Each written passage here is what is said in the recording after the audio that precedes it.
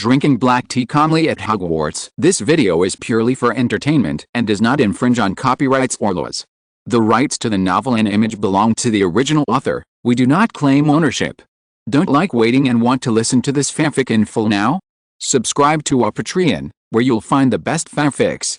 Chapter 126 Harry Potter and Number 039, S Confusion. Harry Potter spent the first half of this year's summer vacation in a daze. In the last 2 days of last semester, an unexpected news caught him off guard. You said that I was a savior, star of the magic world, and basilisk killer, but why did I suddenly become a double yolk egg? In Dumbledore's office at that time, when Zhang Su conjured up a double yolk omelette to explain his current state of soul to him, Harry wanted to pick up Gryffindor's greatsword and stab Zhang Su. Although Dumbledore and Zhang Su assured him again and again in the end that the problem with his soul could be solved, Harry Potter was still very worried. He worried that one day he would become like Lockhart, who was given to him by Voldemort's soul. Get it under control. On the issue of how to deal with Voldemort's soul fragments on Harry, Dumbledore immediately suppressed Zhang Su's suggestion to get help from a Dementor. He couldn't take the risk.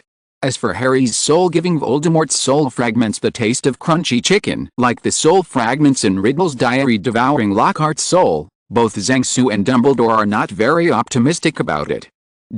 After all, Harry is still underage, and the power of the soul is not strong, and whoever swallows it will not know when the time comes.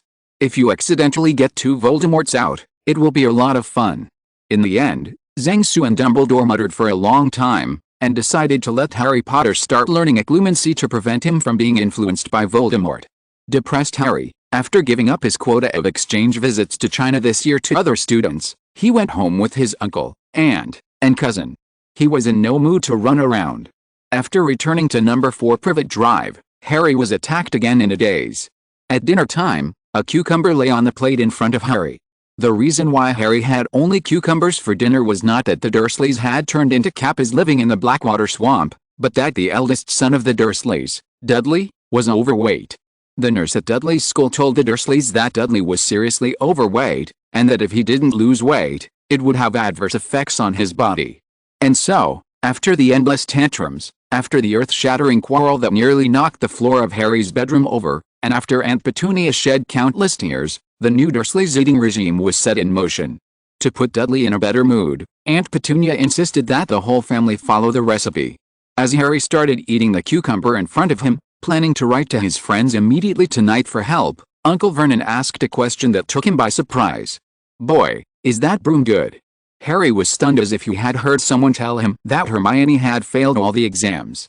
"It's the one I gave you for Christmas." Seeing Harry's lack of response, Uncle Vernon's face twisted slightly. "Very well, that's the best in England," said Harry, nodding blankly.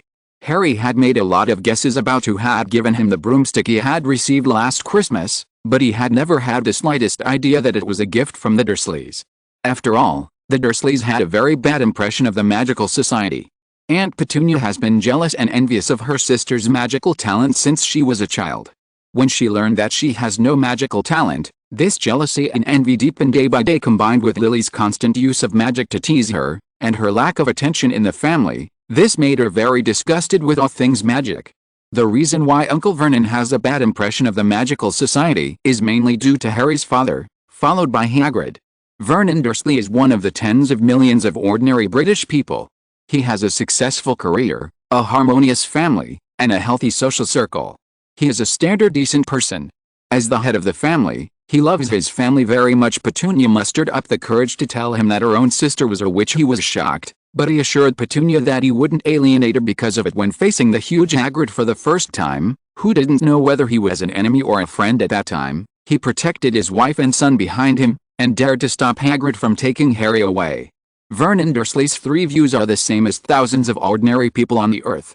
He believes that a decent person should have his own job and career, and he should speak and behave in a decent manner. In Vernon Dursley's eyes, someone like Harry's father who has no job and relies on his parents' inheritance, and who doesn't know what to say, is inherently inconsistent with his own 3 views. If Harry's father had explained the magical society to Vernon Dursley and the others well, and explained that he was a member of the fight against the rebels in the magical society, the relationship between the 2 families would not have been so bad. Just like when Bill Weasley approached Vernon Dursley to talk about Harry Potter's Hogsmeade consent form, Bill's image and conversation changed Vernon's impression of wizards. After becoming the manager of the broomstick shop, Bill's image has changed. He no longer has a long ponytail, an earring on his ear with a small fan hanging from it, and the clothes he wears there's nothing inappropriate about even going to a rock concert. Bill had the earrings removed, his hair was cropped and neatly combed, and he was dressed in a smart suit, like the Irish actor Domhnall Gleeson. At the time, Vernon was willing to have a conversation with Bill out of politeness. In the conversation, Bill, who is sincere, enthusiastic and has a sense of humor, patiently and carefully explained the magical society and his work to Vernon. Bill, who has been in the society for several years and has dealt with all kinds of people when he opened the store, naturally speaks and behaves more to Vernon's appetite than Harry's father who just walked out of school.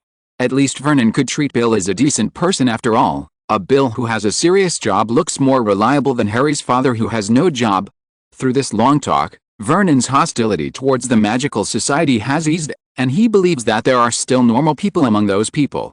In the end, while talking and laughing with Bill, Vernon half-heartedly accepted the 2 bags of gold coins that Bill had given in the name of Dumbledore as Harry's child support for many years. At the same time, Bill left Vernon with a catalog of products in his store. Before Christmas, Vernon used the 2 bags of gold coins and the order form in the product catalog to buy the most expensive broomstick in Bill's shop and gave it to Harry. It's just that for some reason Vernon didn't write his name on the order. Harry Potter can't remember how he ate the cucumber on his plate. He had been listening to Uncle Vernon talking about Mr. Bill Weasley, and repeatedly asked himself to learn more from the decent Mr. Weasley. In the following days, Harry's situation improved a little. Instead of yelling at him when he was angry, Uncle Vernon kept telling him to learn more from Mr. Weasley. Such a change made Harry a little at a loss, but he felt that this time was much better than before. When Harry sent Hedwig a letter to his friends appealing for humanitarian food aid, he told his friends about it, and everyone said it was good news. At the same time, everyone also extended a helping hand to Harry who was facing a food crisis. Hideaway brought back a large box of sugar-free treats from Hermione's house. Hagrid had brought a bag full of homemade rock cakes, and Harry kept them for defense. Mrs. Weasley sent their family owl, Earl, to bring Harry a huge cake and various flavors of mince pie. Zhang Su, who just finished the high school entrance examination, received the news and sent him a large box of self-heating hot pot. With 2 weeks left in the summer vacation, Uncle Vernon got a call from Bill asking if Harry could go to a game and stay with them until the summer vacation was over. Finally Uncle Vernon nodded.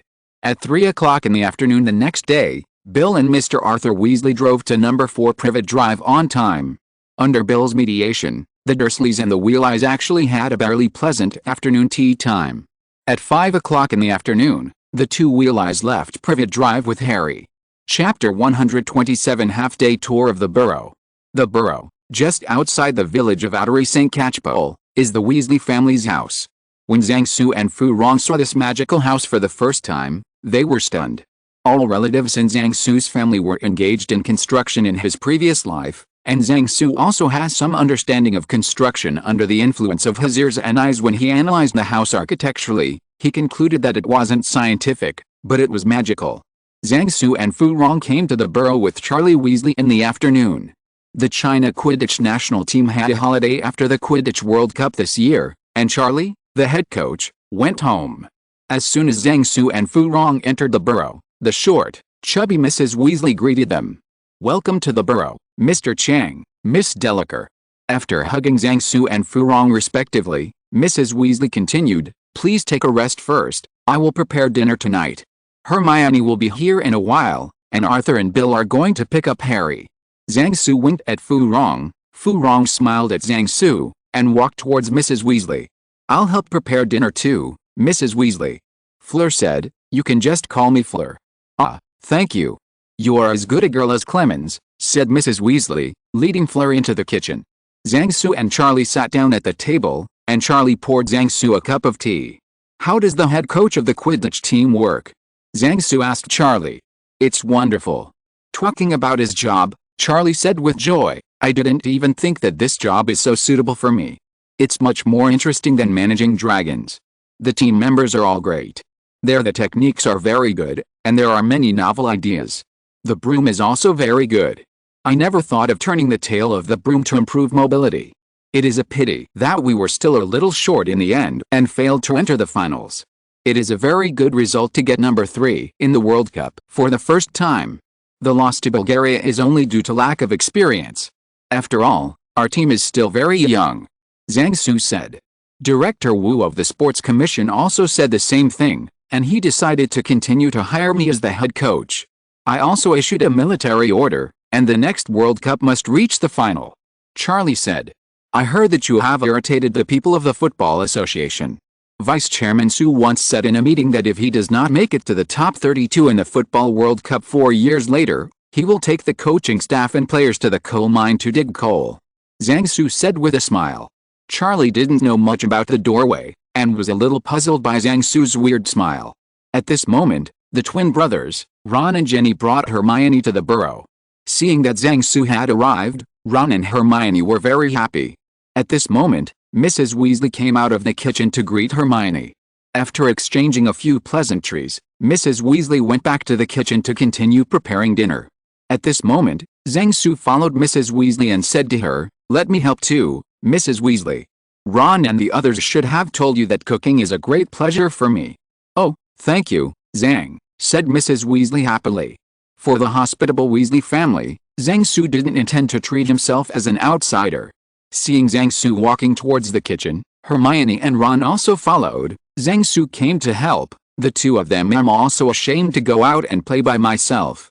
Entering the kitchen, Zhang Su saw Bill's girlfriend Clemence Posey, who was preparing vegetables, talking and laughing happily with Fu Rong, who was making French croissants. Both of them are French, and the year Clemence Posey graduated from Beauxbatons happened to be Fleur's first year of school, so they quickly found a common topic. Zhang Su compared the two and found that his girlfriend was more beautiful. After seeing Zhang Su walk into the kitchen, Clemence Posey greeted Zhang Su. Fu Rong directed the dough to fold in half with a magic wand, and at the same time, when Zhang Su walked by her side, she turned around and kissed him lightly on the cheek. Fleur acted enthusiastically, leaving Ron and Hermione stunned standing at the kitchen door. These two young single dogs have little resistance to such a show of affection from their peers. Mrs. Weasley pointed to the potatoes in the pool with a smile, and said to Zhang Su, "I'll leave the potatoes to you, Zhang." Zhang Su nodded, and pointed at the potatoes in the pool with his wand. Zhang Su controlled the magic power to suspend the potatoes in the air, and then controlled a high-speed water flow to circle the potatoes. The high-speed water flow peeled off the potatoes like a steel knife. Then let the peeled potatoes float on top of a pot, and then cut the potatoes with a magic knife. Snape Wuang, and finally the cut potatoes fell into the pot by themselves. Zhang Su used this set of magic so smoothly that Ron and Hermione, who were watching aside, continued to be dumbfounded. Fortunately, Harry arrived at this time, and Ron and Hermione left the kitchen to meet him. Mrs. Weasley, meanwhile, was whining about the twins while cooking a creamy sauce in a saucepan. Mrs. Weasley has always wanted the twin brothers to work in the Ministry of Magic like Percy, but the twin brothers who have been getting into trouble are not interested in this, and their grades are not enough to find a good job in the Ministry of Magic. As a good friend of the twin brothers, Zhang Su also planned to persuade Mrs. Weasley, hoping that she could change her mind about the twin brothers. "I don't think Fred and George's characters are suitable for working in a place like the Ministry of Magic where there are all kinds of rules and regulations, where they will just make a mess of things. Neither of them likes to be restrained. They need a stage where they can freely display their strengths." In the following time, Zhang Su poured all kinds of chicken soup on Mrs. Weasley according to the routine of chicken soup for the soul, about letting go of oneself and developing personality. When the sumptuous dinner was ready, Mrs. Weasley was a little shaken. At 7 o'clock, the three tables were humming with exhaustion under the weight of delicious dishes that everyone had cooked up. The 9 members of the Weasley family, Zhang Su, Fleur, Harry, Hermione, and Clemence Posey all sat down to eat under the clear dark blue night sky. On the long table, everyone discussed their topics in 2s and 3s. After graduating from Hogwarts, Percy joined the Department of International Magic Cooperation, and the current youth magazine is managed by Pinello, who also graduated. Zhang Su, who was sitting next to Percy, chatted with Percy about the crucible. Leaky cauldrons are indeed a serious problem. Even Professor Snape suffered from them. Zhang Su still remembered that the professor of a certain divination class opened his mouth, and it didn't take long for Snape's cauldron to leak. Chapter 128 The Weird Camp. A dinner was a feast for the host and guests. After the dinner, everyone was put to bed by Mrs. Weasley, because most of them would get up early tomorrow morning to go to the Quidditch World Cup venue.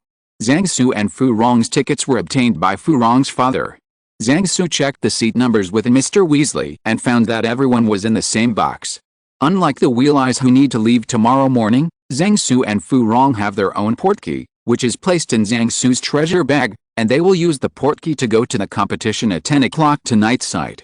After Zhang Su and Fu Rong helped Mrs. Weasley clean up the tableware for tonight, it was already 10 minutes to 10 o'clock. After saying goodbye to Mrs. Weasley, Zhang Su and Fu Rong used the portkey in the open space in front of the burrow. After a suffocating teleportation, Zhang Su and Fu Rong landed safely.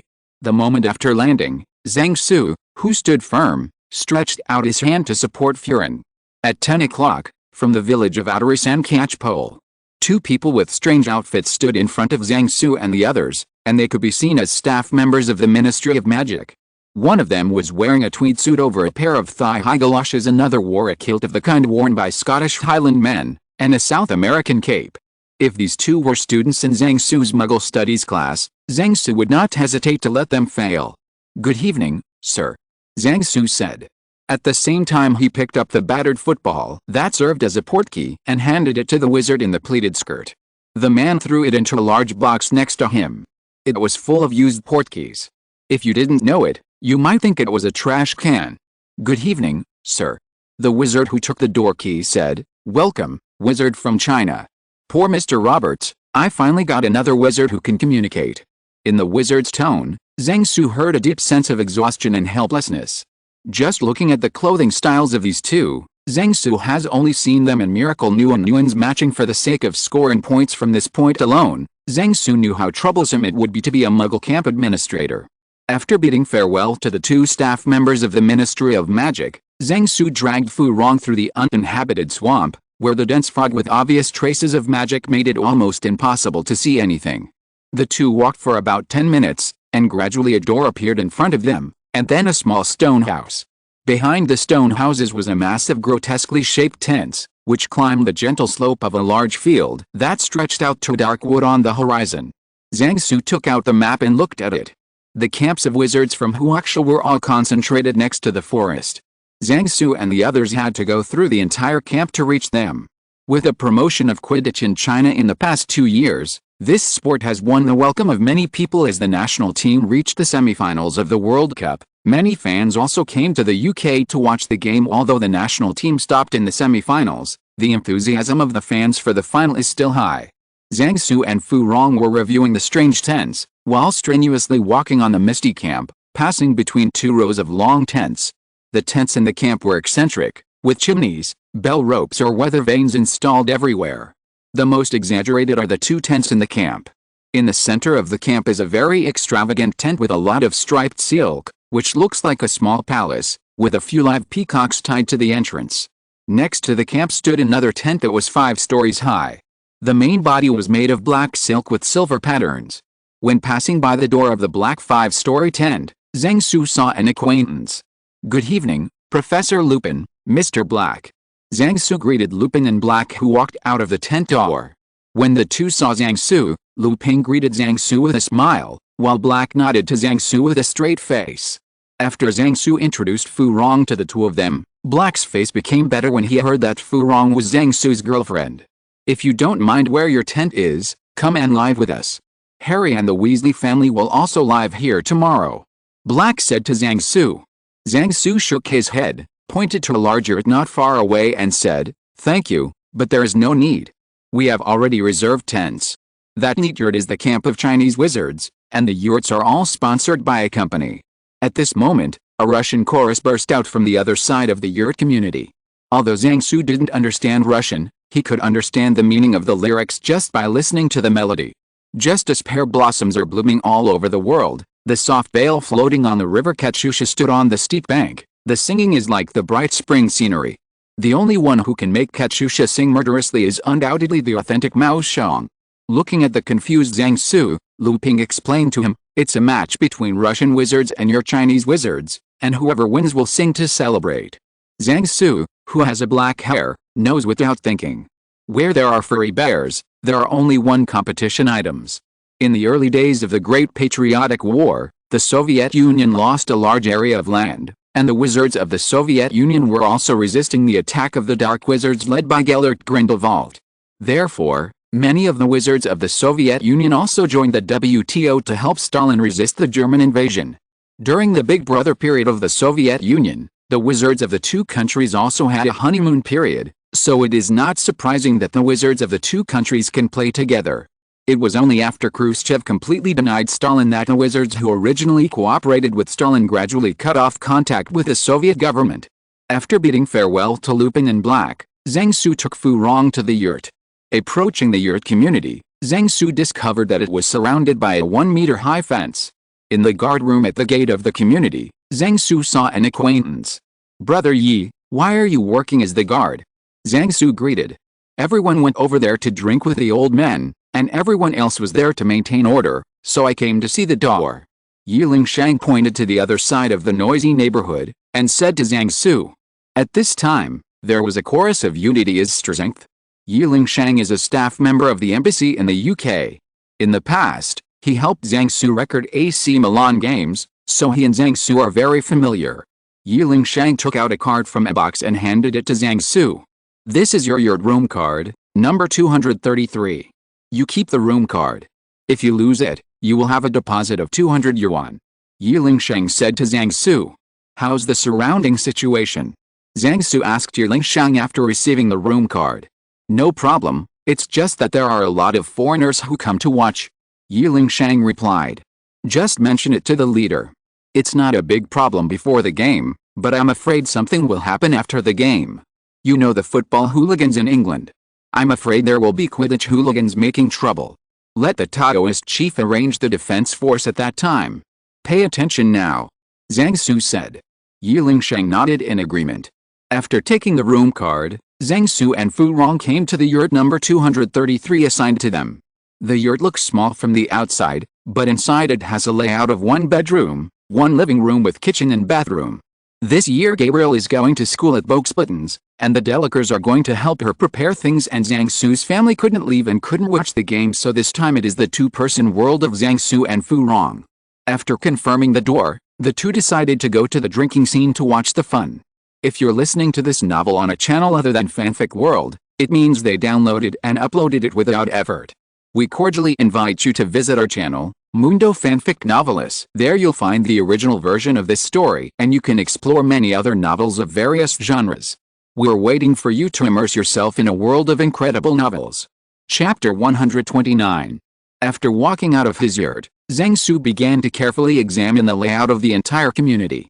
9 yurts are arranged in a grid in a 3x3 layout, with a gravel road used as a fire escape. In the middle of each grid there are still street lamps hanging on the side of the gravel road. If you look down from the sky, the whole community looks like a chessboard, with a piece of yurts neatly arranged.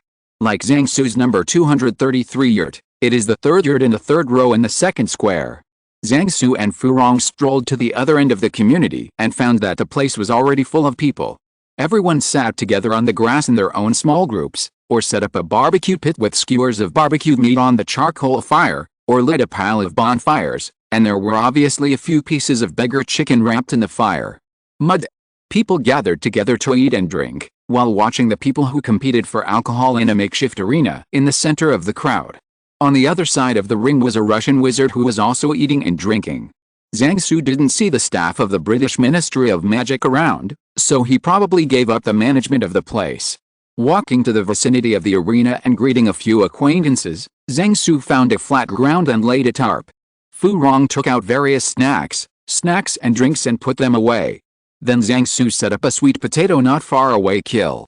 After arranging their positions, Zhang Su and Fu Rong sat down, eating snacks and watching the drinkers on the ring. Just now Zhang Su learned that it was just a few acquaintances here gathering together to barbecue and drink, and then the drinking turned into a wine fight. Under the invitation of friends and companions from both sides, more and more people came to fight wine together, and soon the wine competition between individuals developed into a wine competition between 2 countries. Immediately afterwards, the arena was set up, and the rules of the wine fight began to be set. During the period, the staff of the British Ministry of Magic also came to stop them, but after a series of long lives the friendship between China and Britain, Long live the friendship between Russia and Britain, and long live the friendship of the anti-fascist alliance. All the staff of the British Ministry of Magic left sideways up, therefore, the British Ministry of Magic had to give up here. A table was placed on a 1-meter-high wooden platform with 10 glasses on each side of the table, all of which were filled with wine. One person from each country picks up the wine glass and clinks the glasses, and drank it in one gulp. After drinking 10 glasses and no one pours them down, fill up the wine again and continue the second round until one of them falls down. Soon one person fell down in the ring, and the winner, who had won 3 games in a row, waved his hands and walked off the ring to return to his circle of friends. The 5-star red flag flutters in the wind. How loud is the victory song? Sing our dear motherland, from now on to prosperity and strength. Sing our dear motherland, from now on to prosperity and strength. Across the mountains, across the plains, across the rushing Yellow River and Yangtze River, the vast and beautiful land is our dear hometown. The heroic people have stood up. Our unity and fraternity are as strong as steel. Human emotions can be contagious, especially in such a passionate chorus. Even Fu Rong stood up with Zhang Su, put her arms around Zhang Su's shoulders, and joined the chorus in jerky Chinese. At the end of the song, the players from the Russian side came to the stage first. On stage was a young girl, wearing a traditional Russian rubak dress, which set off her fiery figure to be more slender and plump. At this time, cheers erupted from the Russian side, and the young wizards shouted Tanya in unison to cheer up the girls on the stage. At this time, Zhang Su and Fu Rong both had black lines, because they knew the young girl on stage. She was Dongia Tumanova, whom Zhang Su met in St. Petersburg, and she was also Fu Rong's roommate and best friend. When Dong Niai on the stage looked towards him, Zhang Su knew that something was wrong. Sure enough, Dong Niai waved to Zhang Su. Huax's onlookers turned their attention to Zhang Su. When the two countries are at war, heads can be broken and blood can be shed, but they cannot be cowardly. Zhang Su patted Fu Rong's hand wrapped around his arm to reassure her, and then walked onto the ring with his head held high. There is no nonsense on the wine table, just pick up the glass and do it. The two faced each other without saying anything. After the referee cleaned and refilled the wine glasses, Zhang Su picked up the first glass of wine, clinked glasses with Dong Niai and drank it down. Then he turned the glass upside down. Not a drop of wine dripped from the glass. A glass of vodka is added to the mouth, like a flame entering the mouth, burning down the esophagus and into the stomach. After putting the first wine glass upside down on the table, Zhang Su and Dong Niai came to raise the second glass of wine. Cheers amid the cheers from the audience, Zhang Su and Dong Niai finished the first round of 10 glasses of wine. Although wizards drink alcohol to mobilize their magic power to soothe the hangover, none of the wizards who drink alcohol are willing to do this. If you want to do this, you might as well just drink tap water. Zhang Su still has confidence in his drinking capacity. There is no other reason, but genetics. The Zhang family are all very good at drinking. When Zhang Su was a child, his family ate during the New Year and holidays, and he was afraid when the family members drank. After drinking the first round of wine, Zhang Su didn't feel anything, but Dong Niai, who was opposite him, began to blush. Soon the second round will begin. Cheers. After the second round of drinking, the audience on both sides of the stage began to cheer, encouraging the players. Only at this time did Zhang Su's face start to turn red, while Dong Niai's entire face was as red as a ripe apple. Zhang Su raised his eyebrows at Dong Niai and asked her if she could still drink. Dong Niai glared at Zhang Su and raised the third round of wine glass. First cup, 10th cup. After the third round of drinking, Zhang Su found that he could drink another round at most. He saw that Dong Niai's body was already shaking from side to side. Just as Zhang Su wanted to ask Dong Niai if she would continue to drink, she found that her body suddenly tilted and she fell to the side. Zhang Su subconsciously walked around the table and supported the fallen Dong Niai. The wizards watching were silent for 2 seconds, and then burst into warm applause and booing. Suddenly, no one knew who made a move, and the audience was full of carry-back voices. Although the onlookers in Russia couldn't understand what they were shouting, judging from their expressions, they were basically the same. Zhang Su looked at the referee on the ring and found that the referee had disappeared. Then she looked at Furin, only to find that Furin was eating snacks with her head down. Zhang Su broke his heart and hugged Dong Niai, who was drunk like mud, and carried her back to his place amidst the booing of the crowd, and then stuffed her into the arms of Fu Rong, who was pretending to be eating melons. It was late at night, and the alchemists who had been making a fuss all night returned to their yurts to rest and recharge their batteries for watching the final tomorrow. The light from the street lamp beside the gravel road stretched the night watchman's shadow for a long time. I don't know which family is so rich and powerful, and the pets they raise are all different. A night watchman said to his partner who came to take over the shift from him. What's that family's pet? Another night watchman asked curiously. They actually kept a giant panda as a pet. It was locked outside the door just now, and the panda took a long time to pat the door before it was allowed in. It's so far away, I really don't know how they brought it here. Chapter 130. Just enough to make up a table of mahjong. Early the next morning, Zhang Su woke up from the sofa in the living room. There were two beauties sleeping on the bed in the inner bedroom, but he dared not go in. Fu Rong didn't say much about the matter of him bringing Dong Niai back last night. She was her best friend after all. It's just that when Zhang Su was eating roasted sweet potatoes, the soft meat on his ribs suffered a little. Later, Zhang Su asked the Huaxia staff to help him go to the opposite side to inquire, only to find out that Dong Niai came by herself, and her parents would not arrive until tomorrow afternoon. Furin had no choice but to take Dong Niai, who smelled of alcohol, back to her yurt. Zhang Su made a big death when he entered the door, saying wouldn't it be a bit crowded to sleep 3 people on the bed, and then he was kicked out of the door by Fu Rong. Afraid of knocking on the door and begging for mercy and being seen by others, Zhang Su had no choice but to turn into a giant panda and disguise himself as a pet. While Panda Zhang was begging for mercy, he received 2 pieces of bread, 3 pieces of cake, and 3 pieces of candy from passers-by, as well as a number of photos for souvenirs. Fortunately, there is no bamboo growing within a radius of 50 miles, otherwise Zhang Panda would have received several bundles of bamboo. Zhang Su, who woke up, did not get up, and continued to lie on the sofa with his eyes closed and doze off. After more than half an hour, there was a rustling sound in the bedroom. It was Furin and Tonya getting up. Zhang Su, who was pretending to be asleep, heard the 2 girls arguing in a low voice. Before Zhang Su could hear clearly, the argument ended. Then the bedroom door was opened, and the sound of 2 people's footsteps came from the door. Zhang Su opened his eyes slightly, and what caught his eyes were the beautiful bodies of 2 young girls in underwear. The one with the chestnut hair was pulling the one with the silver hair into the bathroom. Suddenly, a stun spell hit the unsuspecting Zhang Su. Just before he passed out, the 7 words fire prevention, theft prevention and girlfriend protection floated in Zhang Su's mind. Soon, Zhang Su, who had passed out under the stun spell, regained consciousness. After all, Dong Ye underestimated his strength. Hearing the sound of water coming from the bathroom, as well as some strange sounds, was a torment for Zhang Su lying on the sofa. He wanted to get up several times and rush in to check the water meter. But considering that the conditions here are not very good now, and the Triwizard Tournament is going to be held this year, the prefect bathroom in Hogwarts Castle can be used by itself, and there will be plenty of opportunities at that time.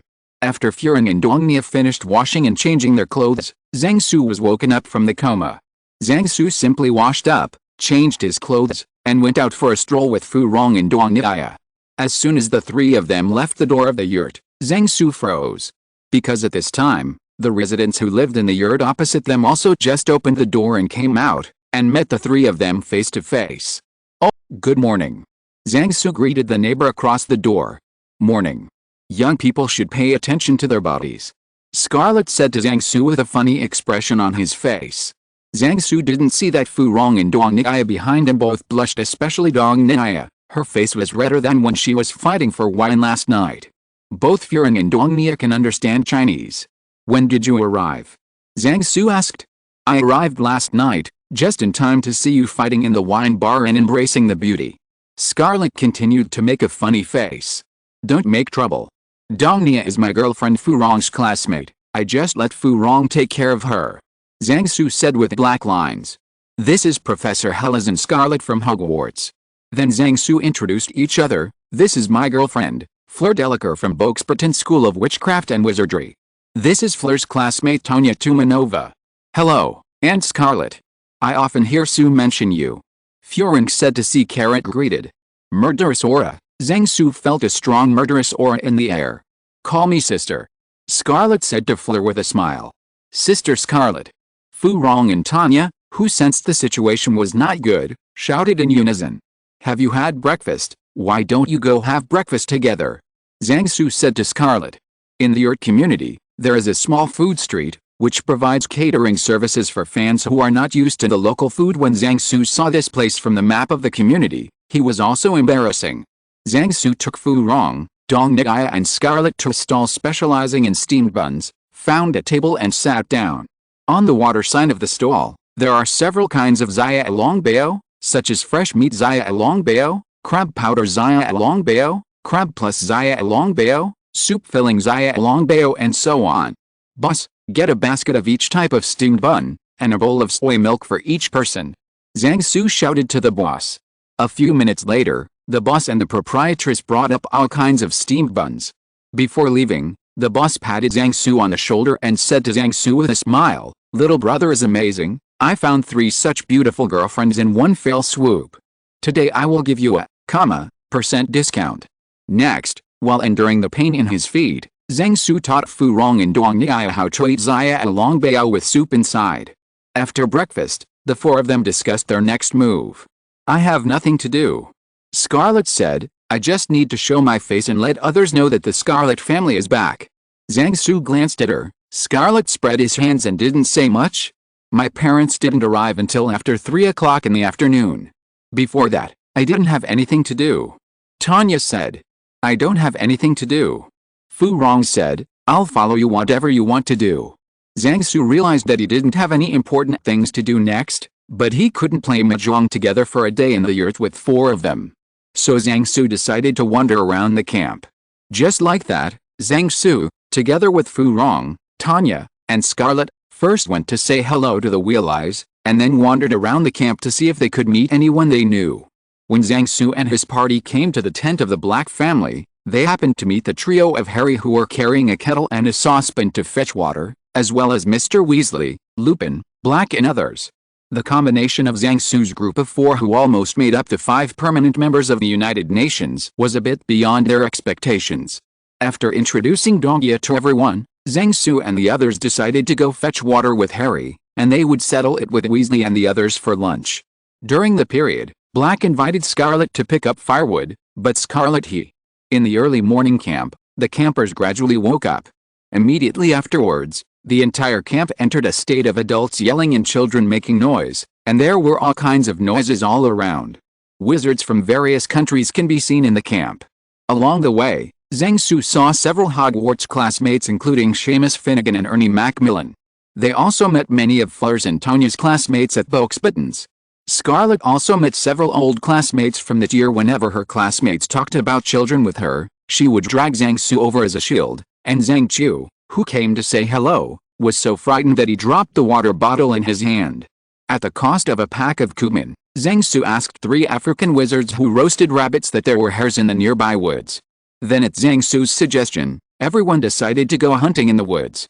At noon, everyone ate delicious roasted hare and roasted pheasant. Chapter 131. The game is about to start.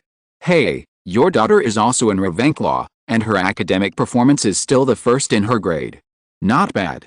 You said my child? Well, it's the incompetent kid next to him. He is also in Ravenclaw now, and his grades are so-so. Scarlet, who has entered the mode of 7 ants and 8 ants, routinely uses Zhang Su to top the tank when her old classmate is showing off her baby. At this moment, Zhang Su was about to cry, so he pulled Scarlet's sleeve and said to her in Chinese, "Don't make trouble. Her daughter is Zhang Chu, and she is my 5th grandma. We have known each other for almost 10 years. Scarlet, I Zhang Chu's mother." The scene was very embarrassing. After Zhang Su finally explained the matter clearly, Zhang Chu's mother left suspiciously. As for what will happen to the father at home in the future, Zhang Su, who is thousands of miles away, is helpless. Regardless of Blake, whose face was as black as the charcoal under the campfire, Zhang Su was chatting with Lupin while deboning a roasted pheasant with a separation charm. Lupin brought the news that Pettigrew Peter had died in Azkaban, and he died more than half a month after he was imprisoned. Lupin and Black had personally visited Azkaban for this matter. No one had any doubts about Peter's death. After all, it was normal for a prisoner to die in Azkaban. After that, Bill complained to Zhang Su that the England team had lost by a large margin after buying the broomsticks, which affected the sales of the store. After lunch, Tanya went to meet her parents, and others wandered around the camp. At this time, There were more and more wizards in the camp, and various peddlers shuttled through the camp.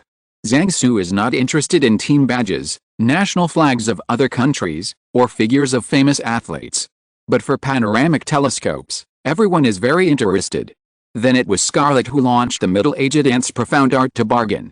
Originally, a panoramic telescope was sold for 10 galleons, but in the end everyone bought 3 for 10 galleons. Patting the shoulder of the wizard peddler who was in an OTZ state, Zhang Su and others happily left with the binoculars. After Harry and the others bought a round of team peripherals, everyone gathered in front of the tent of Black's house, and they all went to the stadium to watch the game together. Originally, Mr. Weasley helped the whole family get tickets for the top box, but Charlie said that he wanted to watch the game with his team members, so he gave his tickets to Tanya. Later, Mr. Weasley tried to get Tanya's parents 2 top box tickets too. The wheel eyes weren't what they used to be these days, and it wasn't a bother, but Tanya's parents declined Mr. Weasley's offer, preferring to watch football and drink with friends. Black could have gotten a ticket to the top box, but he ended up going with Lupin and watching the game with Lupin's werewolf friends. Night had just fallen, and somewhere in the distance in the woods came the low, deep sound of a gong. In an instant, thousands of red, green and green lanterns bloomed brightly on the trees, illuminating the road to the stadium. Everyone walked through the forest along the passage illuminated by the lanterns, and came to the front of the competition field. An NBSP, a stadium 1 year larger than Wembley Stadium, appeared in front of everyone. Facing such a huge stadium, everyone was amazed in unison. Even Zhang Su, who has seen Camp Nou, Wembley and the Bird's Nest, has to give a thumbs up to this magnificent stadium.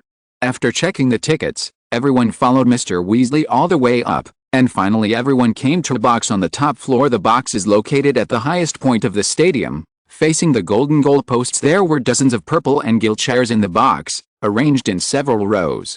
The Wheel Eyes sat down in the front row with Harry and Hermione. The seats for Zhang Su and others are also in the first row, but the position is slightly off. Scarlet found a seat on the farthest side and sat down, then pulled Zhang Su to the seat next to her and sat down. Then Fleur and Tanya also sat down beside them. "You are quite high profile today, your family is coming back?" Zhang Su asked Scarlet beside him. "Things are not as simple as you think," Scarlet replied. Just as Zhang Su wanted to ask more questions, Scarlet stopped the topic. "Let's go back to Hogwarts if we have anything to say." In the following time, the box gradually filled with people. Many people were obviously taken aback when they saw Scarlet. Not long after, Fudge, the Minister of Magic, also came to the box, and beside him was Mr. Abalonsk, the Minister of Magic of Bulgaria, who pretended not to understand English. After Fudge introduced Harry to the Minister of Magic of Bulgaria, he walked towards Zhang Su. During the incident between Black and Peter last time, Zhang Su reminded Fudge in advance, and later, under Fudge's operation, he successfully threw the blame on the head of the previous Minister of Magic during the werewolf attack on Hogsmeade. Zhang Su instructed the youth magazine to help Fudge gain a wave of reputation, and in the following big discussion about werewolves, Zhang Su gave Fudge another idea. After a series of manipulations, Zhang Su's reputation with Fuji has reached a friendly level. After exchanging pleasantries with Fudge, Zhang Su quietly told him that Abalonsk, Minister of Magic of Bulgaria, could speak English. After Fudge heard it, his expression changed.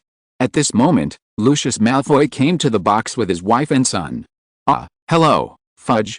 Malfoy came over to greet the Minister of Magic. "I don't think you've met my wife, Narcissa, and our son, Draco." "Hello, hello," said Fudge, smiling and bowing to Mrs. Malfoy. "Permit me to introduce you to Mr. Minister. Let me see, who else? Do you know Mr. Zhang?" Speaking of this, Fudge suddenly got stuck. He thought of the conflict between the Malfoy family and the Zhang family 2 years ago. "Of course we do." Lao Ma smiled and stretched out his right hand to Zhang Su. "The Malfoy family and Mr. Zhang's family have a good cooperative relationship. Nice to meet you here, Mr. Malfoy." Zhang Su smiled and shook hands with the old horse. "I am very grateful to the Malfoy family for their help to our family. I only did a little work," Lao Ma said. "I would also like to thank Mr. Zhang for teaching my son." When Lao Ma introduced his wife to Zhang Su, and Zhang Su introduced Furin to Lao Ma's family, the Harry trio on the side were stunned. Chapter 132 Mascot Performance. The Harry trio is still young, and unlike Mr. Weasley, Black and Lupin, they don't have an understanding of the society and the ways of the family. In their eyes, an enemy is an enemy, And a friend is a friend. They still can't understand the meaning of the words. There are no permanent friends, only permanent interests, said by the British Prime Minister Palmerston in the 19th century. If Harry wants to win Zhang Su into an enemy against the Malfoy family, he must replace the Malfoy family and provide enough basilisk larvae to Zhang Su's basilisk farm every year, otherwise Zhang Su will at best remain neutral. If Dumbledore behind Harry hadn't given Zhang Su more benefits than Ma's family, Zhang Su might have helped Pony deal with Harry instead of favoring Harry like now. After the old horse and Zhang Su exchanged pleasantries, Zhang Su's body flashed, letting out Scarlet, who had been standing behind him just now. The scene suddenly fell into a tense atmosphere. The enemy was extremely jealous when they met, but Scarlet was in his dozen years old, so he could still restrain the urge to do it himself. The old horse didn't want to be troublesome, and after nodding slightly to Scarlet with a blunt expression as a greeting, he took his wife and children to the other side of the box and sat down. Just then, a Ministry of Magic official rushed into the box. "Is everyone ready?" said the Ministry of Magic official, whose round face shone like a huge spherical cheese. "Minister, can we start?" "Get started, Ludo," said Fudge kindly. Ludo drew his wand, pointed to his throat and said, loud voice. Then his words thundered through the packed stadium. His voice echoed above the audience's heads, loudly spreading to every corner of the stands. "Welcome, ladies and gentlemen, to the 422nd Quidditch World Cup final." After announcing the start of the competition, the first appearance is the performance of the mascots of both parties. "Okay, without further ado, allow me to introduce the mascot of the Bulgarian national team." Ludo's voice wafted over the arena. Immediately afterwards, 100 Vila had already slid towards the arena, dancing to the sound of music. At the same time, Zhang Su felt a small hand reach out to his weakness. Holding Fu Rong's hand, Zhang Su put his head next to Fu Rong's head, and said softly to her, "I have no confidence in me." "Who knows?" Furin poked Zhang Su's outstretched head with her head. "I think you usually have no resistance to Gabriel." "Yep, another sending proposition. The only person in this world who can attract me is by my side." Zhang Su decisively changed the subject. Then Zhang Su motioned Fu Rong to look to the other side with his chin. "I won't be like the two of them." Fleur turned her head and found that Harry and Ron had already been tricked. The two brothers were walking towards the wall of the box, and Ron had already started to climb the wall. It has to be said that the people in the box are all the elites of the magic world, and their concentration is first-rate. Except for the little pony who was pinned down by the old horse on the seat, there are two troubled brothers, Harry and Ron, who are a bit embarrassing. No one else was affected.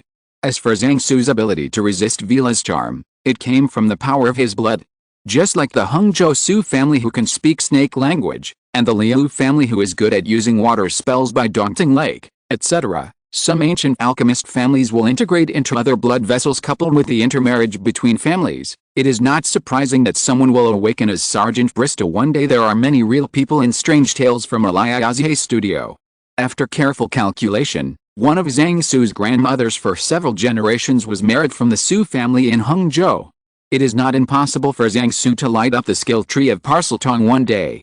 As for Fu Rong, who has a quarter of Viva's blood, the Zhang family did not resist her because of this. Looking at Harry, who was pulled back by Ginny, and Ron, who was dragged back by Hermione and pressed on the stool, Fleur found that her boyfriend was reliable in comparison. Thinking of this, Fu Rong leaned her head on Zhang Su's shoulder and enjoyed the performance of Vila actors on the stage together. "I haven't seen you dance yet," Zhang Su said to Fu Rong. "What dance do you want to see me do?" Fu Rong asked. Zhang Su just wanted to say let's do the Kankan dance, but immediately stopped the car, otherwise today we'll be in trouble. "We'll talk about it when we have a chance," Zhang Su replied.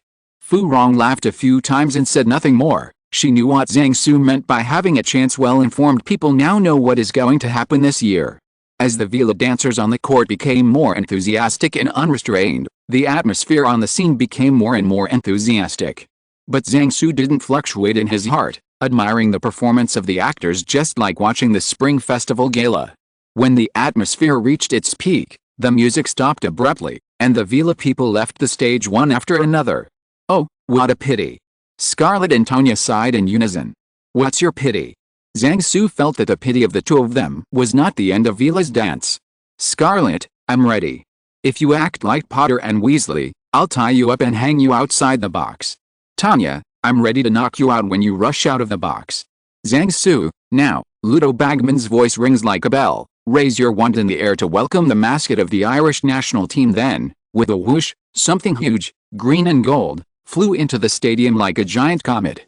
It flew around the pavilion before splitting into two smaller comets, each heading towards a set of goalposts. An arched rainbow suddenly appeared across the arena, connecting the two gleaming balls. At this time, the rainbow disappeared, and the shining balls connected and blended with each other to form a huge, shining clover, which rose high into the air and began to hover over the stands. Immediately afterwards, countless Irish leprechauns in red vests and mustaches who formed the clover began to throw coins down. Zhang Zuquang took a gold coin that fell from the sky, held it in his hand and observed it carefully.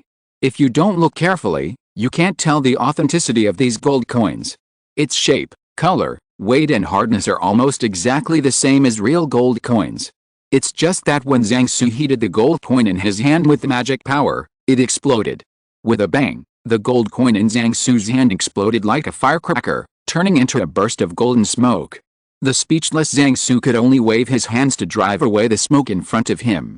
Immediately afterwards, Ludo Bagman began to introduce the players and referees of the two teams to the audience. Chapter 133 Quidditch World Cup Final. With the referee of today's game, Hamusta, the president of the International Quidditch Federation who flew thousands of miles away from Egypt, sounded his whistle, and the exciting game began.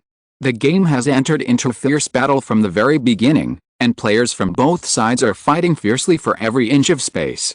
Only by comparison can we know the gap. After watching the collision of two top teams in the world, Zhang Su has increasingly realized that the Hogwarts house team game is like a child's play. It's like comparing the 5 major European leagues with AA. Whether it's technology, tactics or player quality, all values are stable. The most obvious point is that the players in motion on the court can maintain the maximum speed of the broomstick almost all the time, which is something that Hogwarts students cannot do. Although the broomsticks used by the students at Hogwarts are almost the best on the market, they only fly at their maximum speed when they are sprinting. Players who dare to fly like this are either reckless or extremely skilled. Just like when Schumacher was in a hurry to go to the airport, he replaced a taxi driver driving the Opel commercial vehicle with a top speed of 163 km per hour. Since there is no speed limit on the German Autobahn, Schumacher drove at the top speed all the way. According to the driver's description after the incident, Schumacher's driving skills are really extraordinary. Even in the corners, he maintained the highest gear and had several unexpected overtakings. In addition to flying fast, the passing speed of the players on the field is also extraordinary, so that Bagman, who is in charge of the commentary, had no time to finish reading the names of the players who received the ball, and the ball was passed. Unlike a match at Hogwarts, the host still had time for gags. In terms of tactics, Zhang Su is also a feast for the eyes. First use the eagle head offensive formation to break into the opponent's half, then use the Boskov tactic to mobilize the opponent's defenders, and then pass the gap and make the last sword to seal the throat and score the goal. The whole process can be described as flowing. If you use a panoramic telescope to watch slow motion, you will definitely miss the exciting part. So Zhang Su simply put down the binoculars and concentrated on watching the ball. With the Irish team's Trojan goal, the atmosphere on the court reached a climax. The court, a place where people can vent their passion to the greatest extent, does not have a foothold for gentleness. In the box, from Minister of Magic Fudge to Hermione, all the people supporting the Irish team kept waving their arms, and they were almost shouting 666. The Leprechauns, the Ireland team mascots, all rose into the air again to form the giant gleaming shamrock. In the next 10 minutes, the Irish team went down 2 more cities to lead 30-0. The next game became more intense, and killing tactics began to appear. Through teammates using the bludger to interfere with the opponent's defensive players to open the gap, the Bulgarian team's chaser Ivanov made a breakthrough, shook away the Irish goalkeeper Ryan, and hit the quaffle into the empty goal. After Bulgaria pulled back a goal, their mascot Vila celebrated with singing and dancing for a few minutes. "Oh, my God," said Bagman in a loud, booming voice. 100,000 wizards suddenly held their breath, watching the two seekers Crumb and Lynch the two rush towards the ground at an almost free-fall speed. Many spectators squinted their eyes and looked for the snitch ahead of their fall. It's Wronski's feint. The snitch is flying over the scoreboard. Harry Potter waited for several people in the box and immediately turned the telescope. Looking at the scoreboard, They saw a golden light flashing across the scoreboard. Just when everyone cast their eyes on Zhang Su, "You are awesome," there was a bang on the field, and Linky, the seeker of the Irish team, fell heavily to the ground, and Crumb, the seeker of the Bulgarian team, then flew back into the air. The game was suspended and doctors came in to check on the injured. After a while, after Linky recovered, the game restarted. In the next 15 minutes, the Irish team played wave after wave of fierce offensive, and they soon scored another 10 goals. During the period, the Bulgarian team has been under pressure, and the Bulgarian team, which was tired of defending, failed to organize an effective counterattack. After the Irish team led 130 hours and 10 minutes, the game became unscrupulous. All kinds of fouls began to emerge in an endless stream, and the players on the field changed from playing to playing while hitting people. Even the referees on the field were seduced by the Bulgarian cheerleaders and turned a blind eye to the fouls on the field. With more and more fouls and free throws on the court, the atmosphere became more and more heated. After another foul on the field, the mascots of the two teams fought. First, the leprechauns made a rude gesture at the villa, and then the villa transformed and flew over to do it directly. The faces of the transformed villa elongated into pointed, beak-bird heads, and a pair of long, scaled wings were protruding from their shoulders. "Understood, children," Mr. Weasley lowered his voice and said to Ron and the others beside him, "so you can never just pursue appearances. Sitting not far away is a girl with villa blood, and there are some things that cannot be said out loud." Ron turned his head to look at Zhang Su and Fu Rong. After seeing what Zhang Su said in Fu Rong's ear, Fu Rong leaned into Zhang Su's arms and kissed Zhang Su on the face. Caught off guard, Ron turned his head quickly, and then he saw Harry and Ginny sitting on the other side of him, their heads touching their heads, muttering something in a low voice, and finally he picked up the popcorn in his hand and stuffed it into his mouth silently. The next scene was lively. The players on the court were beating fiercely, and Plum was covered in a bludger. The mascots of the two teams who had opened up the second battlefield on the side of the field got into a ball, and the staff who came to stop them couldn't stop them. Both sides are fighting on their own, without interfering with each other, and the harmony is a mess. Suddenly, the Irish seekers spotted the snitch and were heading down with all their might. Under the attention of, wizards, the Irish team seeker Linky banged into the soil for the second time, and the Bulgarian team seeker Karm grabbed the golden snitch. The scores flashed on the scoreboard: Bulgaria 160, Ireland 170. What followed was a flurry of award ceremonies and celebrations. When leaving the box, Zhang Su walked to Harry Potter's side. "Harry, do you want to compete with Crumb?" Zhang Su whispered to Harry Potter. Looking at Harry, who couldn't stop nodding, Zhang Su was a little worried that he would throw Grandpa Gandalf off the bridge of his nose. "Just wait for the good news." Zhang Su patted Harry on the shoulder, and before he could say anything, he pulled Fu Rong to the side of the old horse. Chapter 134. In number 039, S. All the moon. In number 039, S. Fault.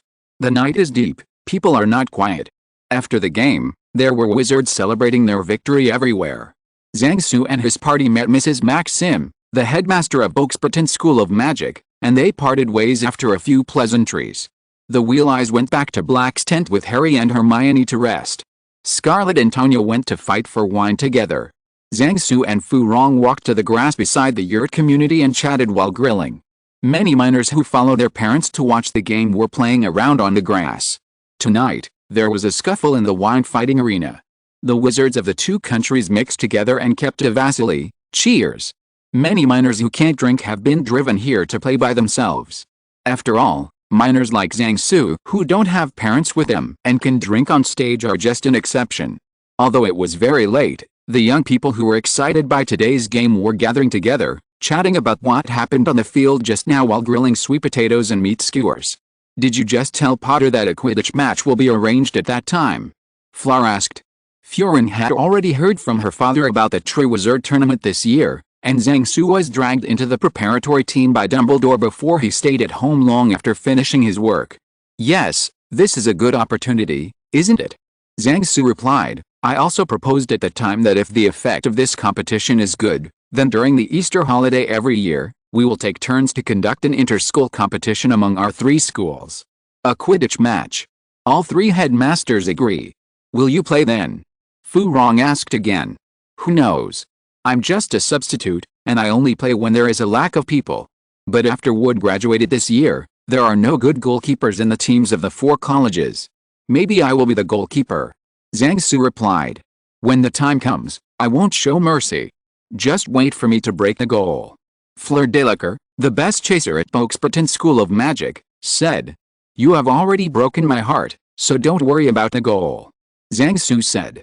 I want all of them, can't I? Furink said with her head held high. Ro. Are you confident to be selected as Boxburton's warrior? Zhang Su asked again. Yes. Furink said, but there are quite a few high-powered people in Boxburton, so I can't guarantee that I can win over Dongia who has been drinking. The amount of information is a bit large, so Zhang Su took it easy. What about you, will you represent Hogwarts? Fleur asked. No. Zhang Su shook his head and said, there are restrictions set for this competition, and I can't meet the conditions. And I participated in the preparation and organization of this competition, so even if I meet the conditions, I can't participate in the competition. Competition with specific content is still top secret, and only the relevant personnel of the Ministry of Magic of the 3 Kingdoms know, not even the 3 principals. I see. Furin was a little disappointed. Will the content of the competition be dangerous? Fu Rong asked again. There are dangers, but don't worry, Zhang Su said, if you are in danger, I will save you even if you are facing a fire dragon. I don't want you to save me. Furin pouted and said, even if it's a fire dragon, I can deal with it myself. After achieving the goal of spoiler, Zhang Su didn't say anything more. Zhang Su has no interest in the game. If the plot develops, the first game is to steal dragon eggs, and Harry Potter can use the flying spell to conjure a broomstick, then Zhang Su dares to use the same method to get RPG, because he is afraid that the Ministry of Magic will find him in the end. He loses money. The most stupid way is to dig a hole from the ground. Not to mention the second underwater rescue.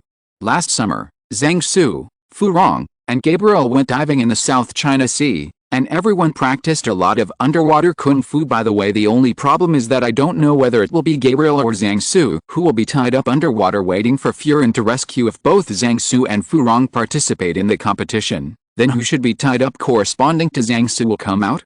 It's a very embarrassing situation. It's okay to tie someone up when the time comes. What if Mrs. Norris is tied up? In the last scene, if Voldemort's subordinates still want to make trouble, what should he do if he is sent to Voldemort by a fake trophy? Could it be that you gave old Voldemort a cigarette and said you found the wrong person? So Zhang Su, who was afraid of trouble, decided not to join in the fun, and just help Fu Rong get number 2. This time, after Zhang Su's proposal, the second and third places will also receive bonuses. Now Hogwarts and Boxburtons are not short of money. If things don't develop according to the plot on the end, and the Ministry of Magic comes up with a new way of playing, then there is something to play. At this moment, someone from the crowd gathered on the other side of the grass took out a guitar and started playing and singing. But I would rather choose Dorian than let go. After singing the song Hong Dao, the young people applauded one after another. Fu Rong poked Zhang Su with her arm, and signaled him to show off with her eyes. I don't want to be a time traveler who has been Wen Chao Gong, so I am ashamed to say that I am a time traveler. When Zhang Su was in elementary school, he was asked to recite 2 passages about the dream of national rejuvenation in Comrade Xiao Zhang's text in Chinese class. At that time, Zhang Su thought it was the handwriting of some old time traveler. After getting to know Mr. Zhao, Zhang Su also asked Mr. Zhao if he said these 2 passages at that time. Mr. Zhao said with regret that he also looked for the person who said these 2 paragraphs at that time, but he never found it. He probably died on the anti-Japanese war. After Zhang Su came back from playing with the time turner last year, he has been complaining about why he can't control his mouth. There are many texts to recite, all of which are the result of his talking too much. In addition, as a time traveler, how could he not copy the songs? Even Mr. Zhao copied Chunjufei, so it would be no problem to copy a few by himself. A few days ago, Zhang Su was discovered by Fu Rong when he was copying songs for the Triwizard Tournament, so during this period, Fu Rong asked Zhang Su to sing to her whenever she had the chance. Zhang Su pulled up Furing and walked towards the crowd. Xiaomin, lend me your guitar. Zhang Su said to Yi Xiaomin, who had just finished playing the guitar. Yi Xiaomin is Zhang Su's elementary school classmate and lives in the same community. The relationship between the two has always been good. When Zhang Su returns to China during the summer vacation, he will go to play with him when he is free. Hey, brother Zhang, you are going to sing a love song for your sister-in-law. Yi teased Zhang Su and handed him the guitar. Amidst a booing of the crowd, Zhang Su took the guitar and sat down with Fu Rong. Zhang Su thought about what song he should copy next. It seemed unlucky for Bai Hulin to sing to Furin. Love is Like a Tide, and Zhang Zins had already sung it last year. After thinking for a while, Zhang Su chose the target. Along with the music from the guitar, Zhang Su's singing also sounded. It was all your fault, fall in love with me easily, let me unconsciously satisfy the vanity of being loved. It was all your fault, your pet is a temptation. It was all your fault, in your eyes, always hiding the haze that makes people love and pity. It was all your fault, your crazy dream like a charm. Who else can I move for if I've been loved by you? I admit it's all caused by the moon. That night is too beautiful. You are too gentle. In an instant I just want to get to Beitou with you. I admit it's all the fault of the oath. It's like sugar, like honey. It's the most touching no matter how hard your heart is, like steel. Your fingers will be soft. Chapter 135. The author met a liar at the train station today. What should come, always comes. Just when a group of people were about to break up, the whistle for emergency assembly sounded in the yurt community. Benefiting from the ability that has been honed through the interclass exercises throughout the student's career for decades, fans from Huaxia quickly and methodically gathered at designated places in the community. After more than 10 minutes, the alchemists from Huaxia were divided into several districts according to the room number of the yurt where they lived and gathered together. The party members and regiment members in the crowd were responsible for maintaining order, the basic militiamen were organized to form a guard, and those with medical skills organized a medical point. The people who were fighting to drink at this time all used their magic power to dissipate their alcohol and looked nervously at the chaotic camp not far away. After seeing the urgent gathering of the neighbors, the Russian wizards who realized that the situation was wrong also gathered. Fu Rong nervously followed Zhang Su to the front of the yurt community. At this time, the fence around the yurt community has grown into a wooden wall nearly 2 meters high and 2 meters wide. Zhang Su and a group of leaders are now on the city gate to pay attention to the situation of the camp ahead. Although the wooden wall is not an obstacle to the wizard, a simple polymorph can create a slope that can reach the top of the wall. But at this time, the symbolic meaning of the wooden wall is greater than its own meaning. Zhang Su saw that the commotion in the camp was expanding. People kept getting out of their tents and running towards the woods. Through the binoculars, a group of wizards with hoods on their heads and masks on their faces can be seen gathering together, loud jeers, wild laughter, drunken shouts, and they are walking towards the camp manager's hut. At this moment, 5 figures ran out of the camp and headed straight for the yurt community. Don't do anything, you are an acquaintance. Zhang Su stopped the alchemists around him who were ready to attack. Are they reliable? A Taoist priest in Taoist robes standing beside Zhang Su asked. The 3 members of that family are relatives of my family, and the father and son are allies.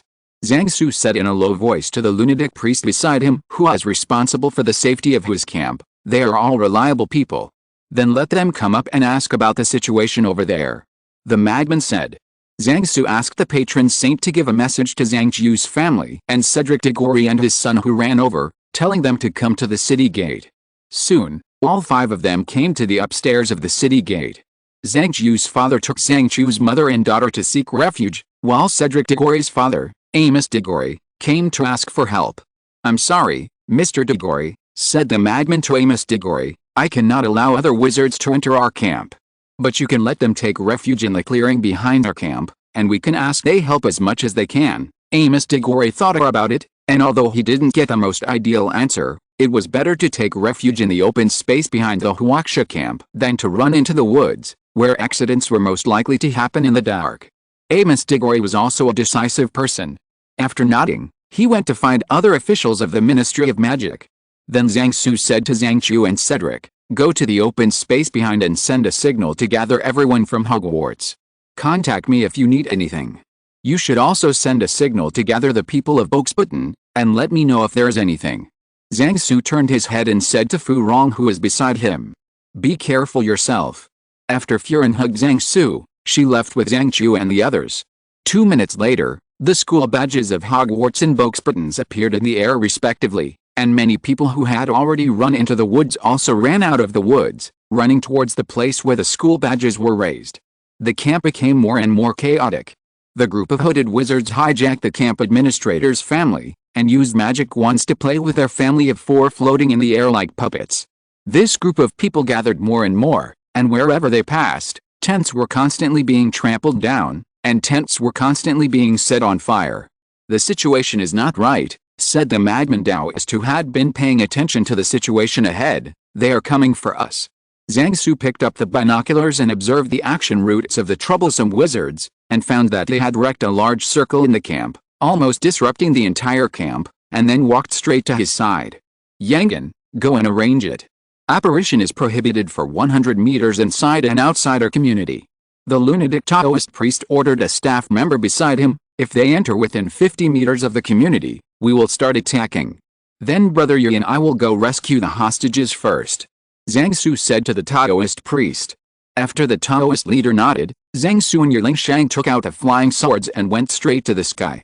Zhang Su's flying sword was only obtained this summer. The reason why he only used the flying sword this year was because he could only take the elementary flying sword driver's license after he was 14 years old. He only got his driver's license this summer.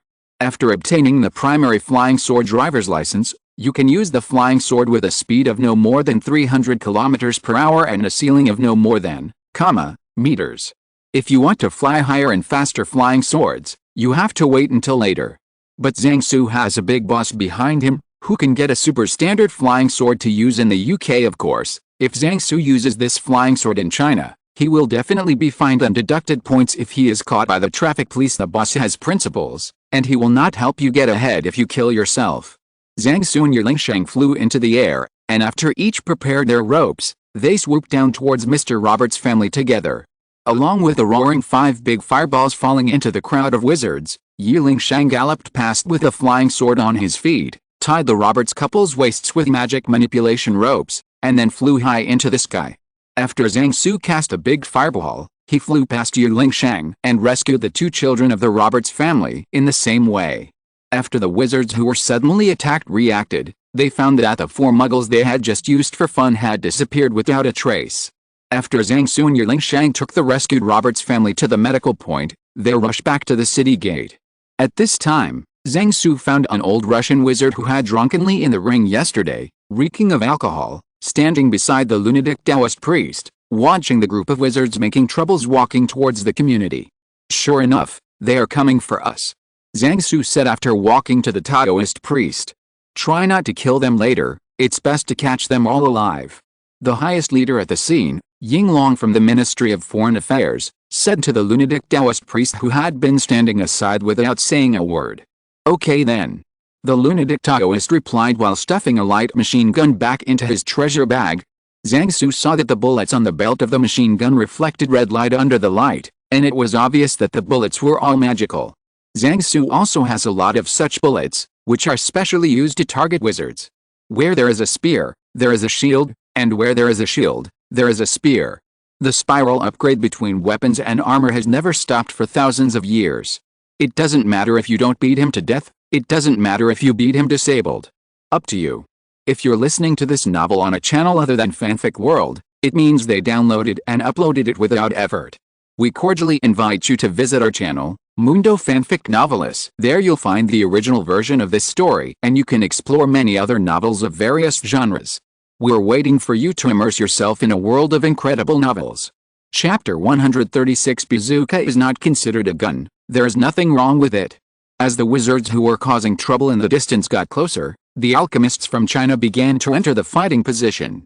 Alchemists of combat professions came to the wooden wall one after another, and alchemists of life professions and underage children gathered in the center of the community.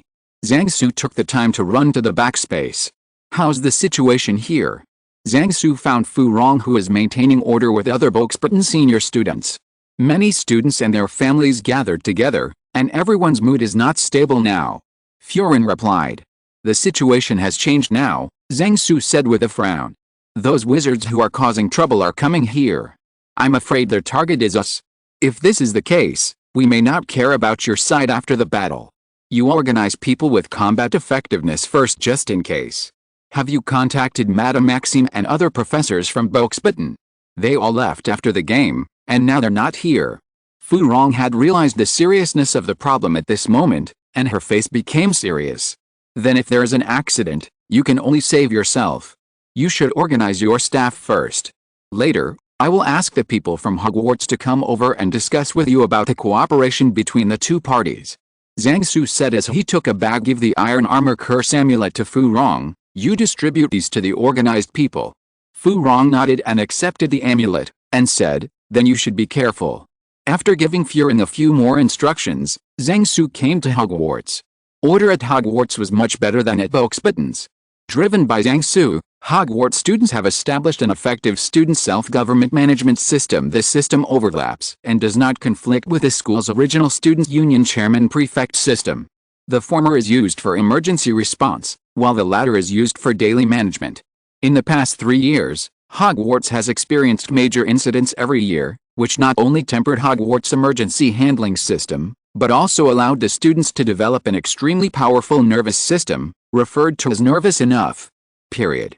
Not only did a large number of Hogwarts students and their family members who came to study here gather here, even the students who graduated in the past 2 or 3 years also brought their family members to take refuge here. With the calm Hogwarts students on the side, the emotions of the people in the refuge were basically stable. Only some frightened children were still crying, but it was not a big problem. Cedric, Percy and the others were in charge of coordinating the command, and arranged for the students wearing badges to patrol around. Zhang Jiu's parents gathered several staff members of the Ministry of Magic and adult wizards, such as Lupin and Black, to cooperate with their work. The staff of the Ministry of Magic wanted to command the students of Hogwarts, but the students did not listen to them. Then they saw the students who were in Hogwarts and those who had just graduated. Everything was arranged in an orderly manner under the command, and they had no choice but to cooperate with the students' work. As for forcibly seizing power, these people have never thought about it, not to mention that the friendship between these students is based on fighting. And because Percy's father is the director of the department, these small staff in the department will not make trouble for themselves. At this time, Harry Potter showed the scar on his forehead and went around in the crowd to appease the unstable personnel. I have to say that after more than 10 years, especially in the past 3 years in Zhang Su, according to his subordinates, Harry Potter is very popular in the British wizarding world. In the first year, he only played Quirrell, and in the second year he grabbed the head of the snake. Although in the third year he basically played soy sauce in the case of Brett's Injustice, he also performed well when the werewolf army attacked Hogsmeade. After such a series of exposures, Harry's popularity has gradually increased, and he can now eat with his face in Diagon Alley. When he saw classmate Harry coaxing a crying brat into a smile, Zhang Su was a little confused. Zhang Su found the headquarters of the refuge, and found Cedric, Percy and others who were in the middle. How's the situation here? Zhang Su asked. Overall, it's not bad. Everyone's mood is basically stable. People from the Ministry of Magic came just now and said that support will arrive soon. Cedric said. Next, arrange the manpower and prepare for battle. Zhang Su said to them with a serious face, those wizards who are making trouble are very wrong, and they are likely to come after us. After Zhang Su finished speaking, he pointed to Huax's camp. Both Cedric and Percy's faces changed suddenly after hearing this. The families of these two people were involved in the hippogriff wounding case, and they all knew the struggle behind this case. If what happened today was as Zhang Su said, then what the group of wizards had to do was not just burning a few tents and torturing a few muggles. If the orders from the British Ministry of Magic came to reinforce them soon, it might be a false alarm. If the orders waited until the end of the day for various reasonable reasons to show up, then things would be off the charts. Cedric and Percy thought that in the worst case, after destroying Huax's camp, this group of wizards would attack Hogwarts in Boxbuttons, which had the best relationship with China. What do we do next? Percy asked nervously. What you have to do is to protect the safety of the people here. Zhang Su said, if things develop in an unfavorable direction, we may not be able to provide support to you. Do you need our help? Lupin, who had been silent on the side, asked. Our camp is not so easy to break through. It is even more necessary to do a good job of defense here. Zhang Su replied. Zhang Su then said, you can contact Boxburton next to you, so that we can take care of you. After explaining some more things, Zhang Su took out a large pack of iron armor charm amulets and gave them to them. At this time, there was a rush of whistles from Huax's camp. Without saying a word, Zhang Su immediately stepped on the flying sword and returned to the wooden wall. Brother Yi, what's the situation? Zhang Su asked as soon as he landed. The negotiation failed, and they refused to make a deal. Yi Lingshang replied. It looks like we're going to do it right away. Zhang Su looked at the wizards who had entered within 50 meters of the wooden wall, and took out his staff while talking. Ahem, we won't fire the first shot. This is a matter of principle. As the leader of the fan group this time, Ying Long, the current highest leader of Huaxia alchemists, reminded Zhang Su. Oh. After Zhang Su agreed, he took out a 40 fire. Chapter 137. The first shot has nothing to do with us. Several big feet kicked Zhang Su's butt one after another, stopping his funny behavior. The flying speed of the individual rockets is too low. It is okay to deal with creatures like werewolves and fire dragons that do not have magic or have only one magic, but it is still not good enough to deal with wizards. Zhang Su himself can use a strong wind to blow the warhead away from him and let it fall on the heads of his teammates. To use ranged physical weapons against a wizard, either enchant the weapon, or make the weapon so fast that the wizard can't react. In the final decisive battle of the plot, the centaur's bow and arrow caused a lot of damage to the Death Eaters. The first shot thing is easily resolved. Ying Long took out a bottle of Wuliangai and handed it to the Russian wizard, who came to inquire about the situation. Comrade Yuri, do me a favor. Yuri happily took Wuliangai, took a sip on the spot, patted his bald head, and walked to the wooden wall to start looking for prey. Comrade Yuri didn't take out his wand, but just waved his arm a few times according to a certain pattern. Zhang Su saw a wizard walking in front, froze for a moment, then raised his wand and cast a powerful version of clear water like a spring in the direction of the wooden wall. The wizard's wand was like a fire truck's water cannon. A jet of high-pressure water jetted out from the top of the wand, and after flying over 40 meters, it splashed onto the wooden wall. Comrade Yuri, the first shot you directed was too careless. The first shot is delivered to the door, so let's do it. The next step is to trouble the Taoist priest to command. Ying Long handed over the command to the crazy Taoist priest. Don't worry, when I flew to bomb Tokyo, these foreign devils didn't know where they were. The madman said. The Taoist priest jumped off the wooden wall, took out a black wooden sword, and walked into the guard room. Then he poured mana into the wooden sword, and inserted it into a brick with a different color on the floor of the guard room. A second or two later, the sound of various spell explosions came from outside the wooden wall. Standing on the wooden wall, it was the first time for Zhang Su to see spell mines being stepped on. Although he buried a lot in front of the secret room back then, they were all stepped on by Ginny under Riddle's control. When the group of wizards walked into the minefield quietly late in advance, after the lunatic priest released the insurance, the mines were activated one after another. As for why they had to lay mines at the gate to watch a ball, besides Zhang's factors, a fortune teller before departure indicated that this trip was dangerous and should be treated with caution. All of a sudden, all kinds of fire pillars, wooden stakes, earth bits, water walls and iron thorns burst out of the ground one after another, blasting the group of wizards into a frenzy. A few wizards who were careless and didn't have time to put the iron armor curse on themselves lay down directly. The wizards who had the iron armor curse were also knocked back and forth by the impact, and a few unlucky ones who were set on fire also laid down. The wizards who suffered a lot started to remove the underground mines one after another. Or let the ground flip, or use the transformation technique to turn out a native or something like thunder in front. All of a sudden, the underground spell mines were either pulled out of the ground, or trampled and exploded by the thunderstorms. Because they are afraid of accidentally injuring fans in other places, and it is not easy to do too much in other countries, so this time they planted magic landmines that are not very powerful, and their early warning and interference effects are greater than their lethality.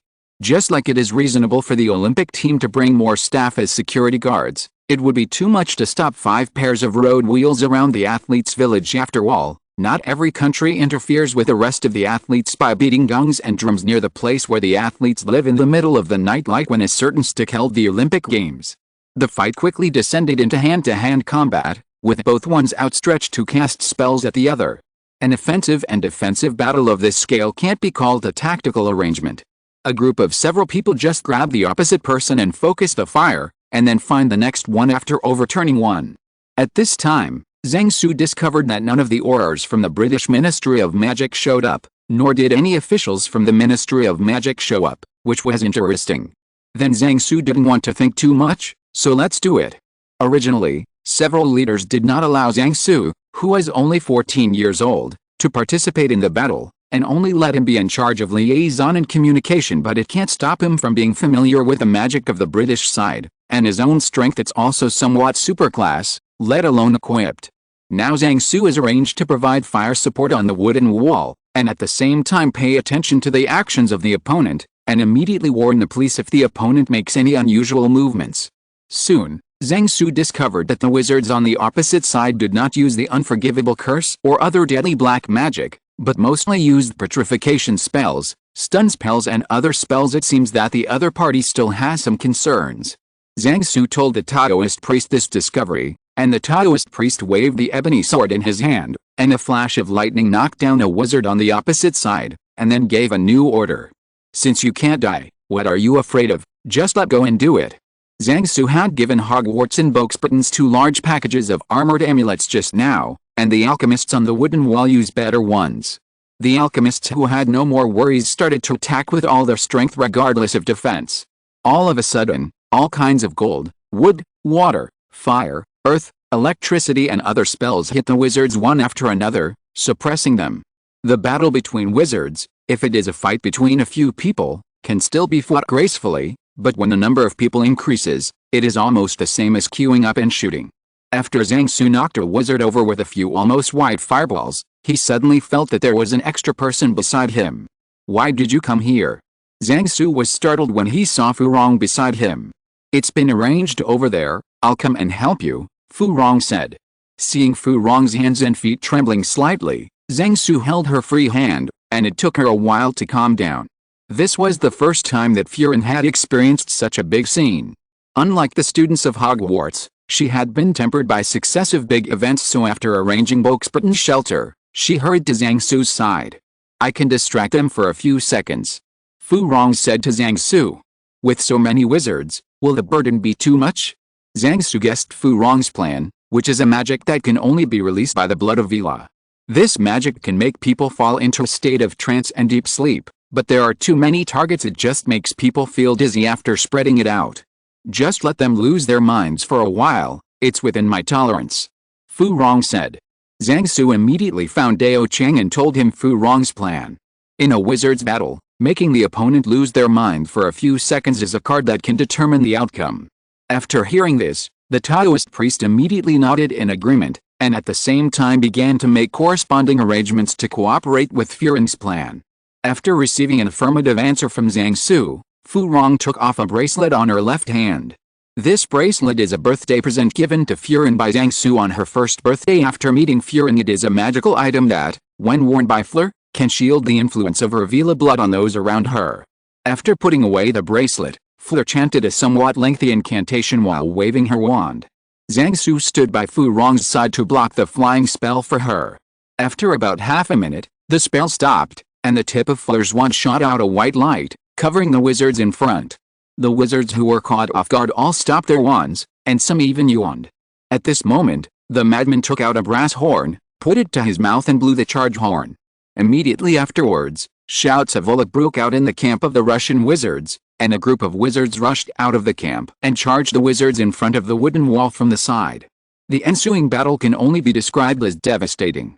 The British wizards who came to make trouble were brought down by the Chinese alchemists and Russian wizards who launched the charge with magic or physical methods. Just when nearly 3/4 of Britain's wizarding population had been brought down, the British Ministry of Magic showed up. Due to the prohibition of disapparition around the community, the magic chief Fudge and the director of the Auror office, Rufus Scrimgeour, ran over with the Aurors. The next thing was resolved by the leaders, so Zhang Su helped Fu Rong, who is a little bit weak, and walked to his yurt. Just when Zhang Su was about to open the door, a green light lit up in the sky. Chapter 138 Death Eater, you should be setting off fireworks during Chinese New Year. A green light was cast in the sky, and the whole world was forgiven.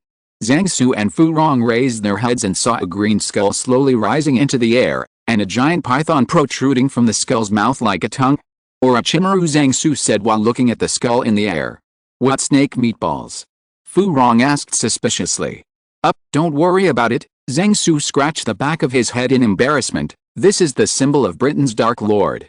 Zhang Su didn't think about it for a while. The snake was spitting out of his mouth. He was most impressed by Orochimaru, and it took him a while to realize that this is the symbol of the double hole socket man.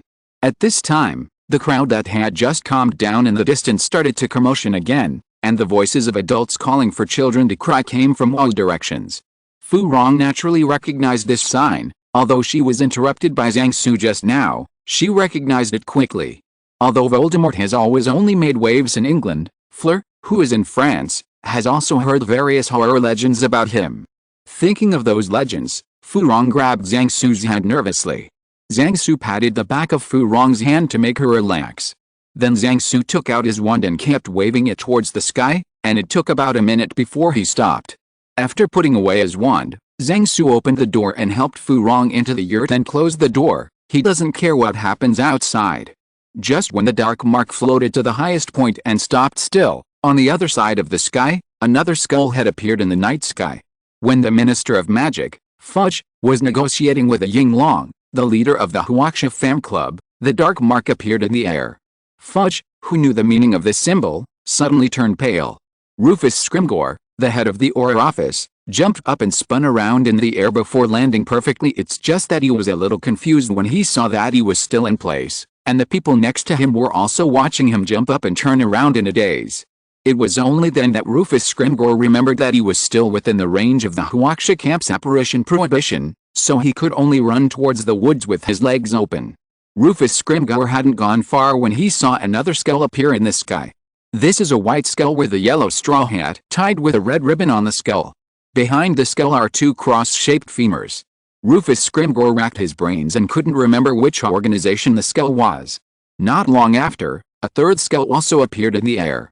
What appeared in the air was a skull with a red turban tied on its forehead, two braids of beards growing on its chin, and two crossed scimitars behind the skull. At this time, the people in the camp became quiet, looking at the skulls in three directions in the sky in bewilderment. At the same time, many people looked at the empty western sky, wondering if there would be a fourth skeleton here. The western sky lived up to everyone's expectations, and another skull that had never been seen before appeared.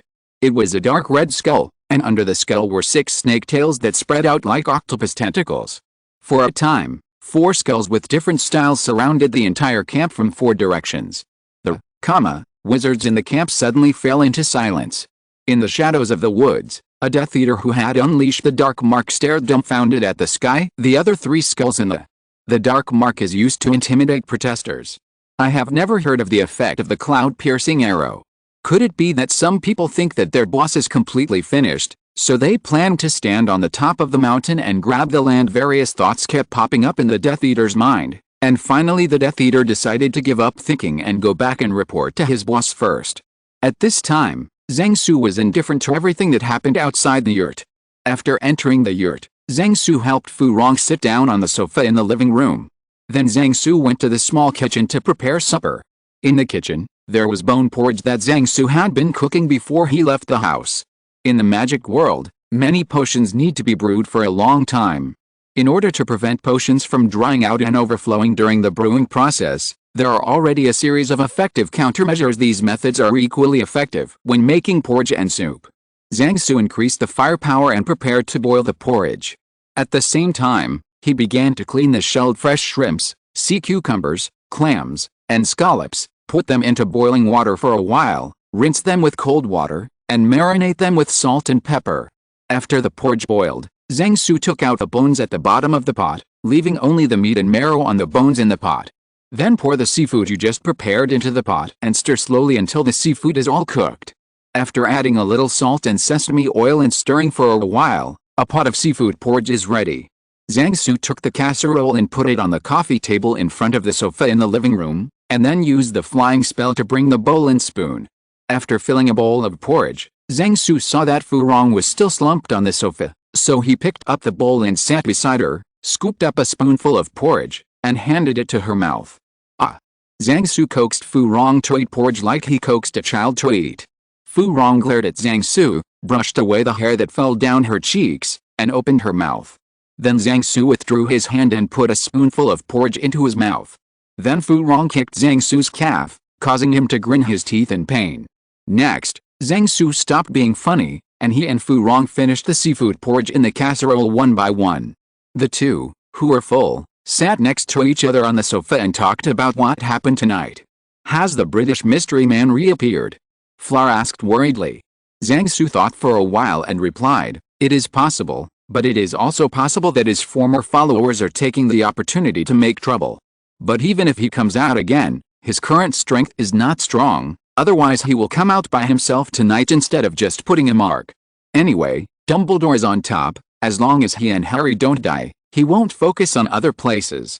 Then will you be in danger? Fu Rong asked, frowning. If there's any danger, I will take you and run away.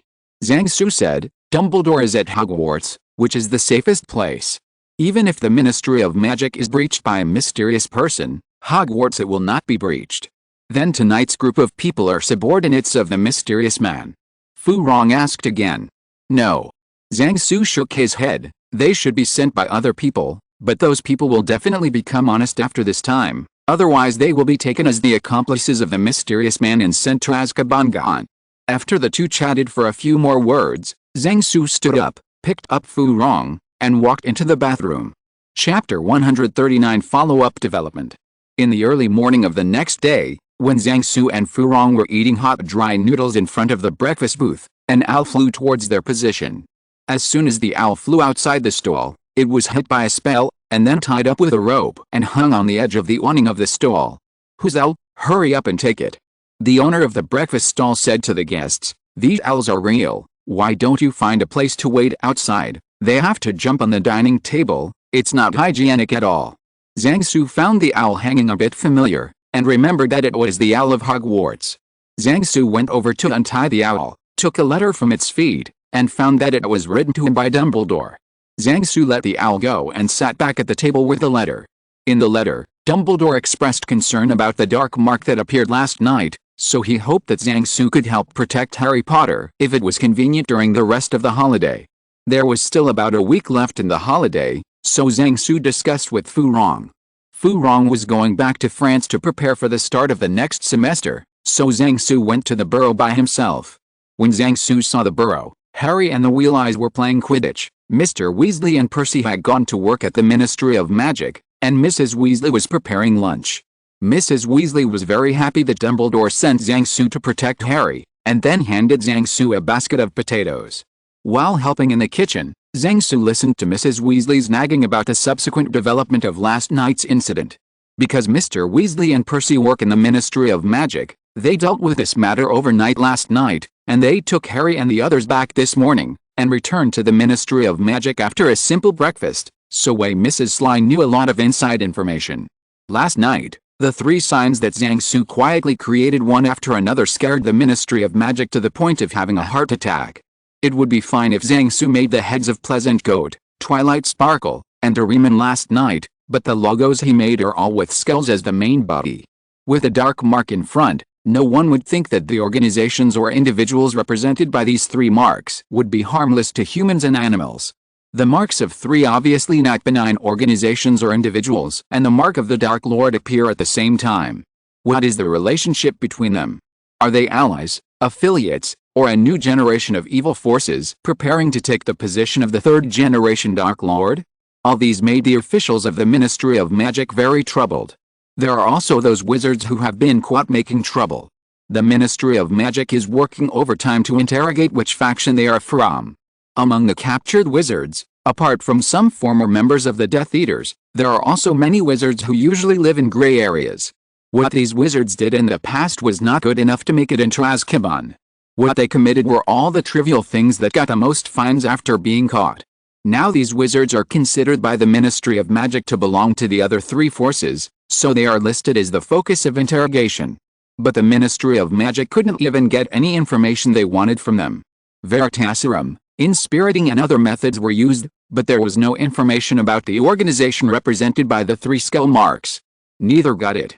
If it were in the past, they might be able to be. It has nothing to do with these organizations, but the thinking of the Ministry of Magic is that the dark mark appeared last night, and ex-Death Eaters appeared among the wizards who participated in the disturbance, so there must be people from the other three organizations among the rioters. As the instigator, Zhang Su expressed his satisfaction with the current situation. In the attack last night, those wizards were obviously targeting the Huaxia camp, and the Aurors didn't show up until the last moment, which made Zhang Su very upset. Zhang himself is upset, and he wants to make the person he is upset also unhappy. Although the follow-up matter will be resolved by the government to communicate with the Ministry of Magic, Zhang Su himself has a way to add obstacles to the Ministry of Magic and those wizards. So after the appearance of the Dark Mark, he decided to muddy the waters, make the Ministry of Magic exhausted and finally work for nothing, and make the wizards who participated in the attack suffer more. As for how this matter will end up, whether the Ministry of Magic will arrest Ichiro Oda in a few years' time is not his concern. After finishing his work in the kitchen, Zhang Su picked up today's Daily Prophet in the dining room and read it. His focus was on stories written by Rita Skeeter. Rita Skeeter can be said to be a well-known in the British wizarding world, and her articles are almost exclusively against the Ministry of Magic. In the plot Zhang Su knows, in her articles, she often uses non-existent rumors such as claiming that Harry and Hermione have an affair, inductive hints such as implying that Dumbledore and Harry have an affair, seeking to refute rumors such as Dark Devil after marking the event, seek to refute the rumors that the corpse was moved out of the woods and use information asymmetry to selectively release information, such as writing a book Black Dumbledore after Dumbledore's death, etc., in order to attract attention. Zhang Su read a report on last night's incident, which mainly focused on the Ministry of Magic's slow response to the failure, key criminals not being caught, black wizards getting away with it for many years, causing injuries to people in friendly countries, and the incident bringing shame to the country, etc. From the point of view of Zhang Su, who has personally experienced the incident, some of the accusations in Rita Skeeter's article are quite pertinent. Last night, the Ministry of Magic did not make any effective response to the riot in a short period of time, allowing its scale to expand, which shows how slow the Ministry of Magic's response speed is. Except for the last 3 skull marks, the caster of the Dark Mark, which had the greatest influence on the British magic world, failed to catch it, and in the eyes of the masses it was incompetent. Among the wizards who were arrested later were members of the former Death Eaters. This matter touched the pain points of the masses, and no one wanted the Death Eaters to make a comeback. The Ministry of Magic cast many innocent Death Eaters back then, which made them taste the bitter fruit now. During the riots last night, many foreign wizards in the camp were injured, and several wizards from China and Russia, 2 countries that directly participated in the war, were also injured. The news also featured a row of Huaxia wizards lying unconscious on the ground, but Zhang Su was sure that when work was over last night, Yi, who was lying on the second from the right in the photo, was still alive and kicking. The emergence of such a serious incident in front of tens of thousands of foreign friends is enough to be regarded as a shame to the whole world. If there is no last superfluous rumor seeking to refute rumors, this article by Rita Skeeter can be regarded as a masterpiece of pinpointing current abuses. It seems that I have the opportunity to teach her more in the future. Zhang Su thought after reading the article. Chapter 140 I Don in number 039, do you want to write the title anymore? For the next week, Zhang Su lived in the hut. He either plays Quidditch with Harry and the others every day, or practices magic spells in the kitchen, such as the sharp potato peeler, the pumpkin smasher, the carrot butcher, the onion cutter, the shadowless, etc., or chats with Mrs. Weasley about the magic families. Parents are short. In the past few days, Zhang Su found that Harry seemed to have something to say to him, but Harry always hesitated to speak. Zhang Su didn't care about him anymore. Zhang Su still had a lot of things to worry about. During the week, Mr. Weasley and Percy were rarely at home. They both left the house early in the morning before the rest of the family was up, and did not return until long after dinner. So far, only the investigation on the Dark Mark has made a little progress at the beginning, and there is still no clue about the 3 skulls that Zhang Su made. Below the Dark Mark that day, Ministry of Magic staff found Winky, Barty Crouch's house elf, unconscious, holding a wizard's wand in his hand. Soon, the Ministry of Magic found the stunned one's owner, a muggle-born wizard, nearby. All the clues are broken here. After investigation, the owner of the wand is innocent. It is impossible for the Dark Lord to have muggle-born subordinates. For a while the investigation had a dead end. When Zhang Su heard Percy talk about these things, he secretly complained that the Ministry of Magic would not check fingerprints. If he had checked the fingerprints on the wand in the first place, maybe it would be over by now. On the day before his return to Hogwarts, Percy was able to get home from off work on time for dinner. The ministry was such a mess. I was fighting a fire all week. People kept sending howler letters, and of course, if you didn't open the howler right away, it would explode. My desk was all over the place. There were scorched marks, and the best quill was turned into a pile of cinders. Percy complained, people want compensation for their damaged property, but some people are obviously fishing in troubled waters. Spend the night under a poncho propped up on sticks, yet make a claim for a tent with 12 bedrooms and an en-suite jacuzzi. Zhang Su, who was listening to his complaints, said that there was nothing he could do. Who told the British Magic Society not to issue invoices for shopping?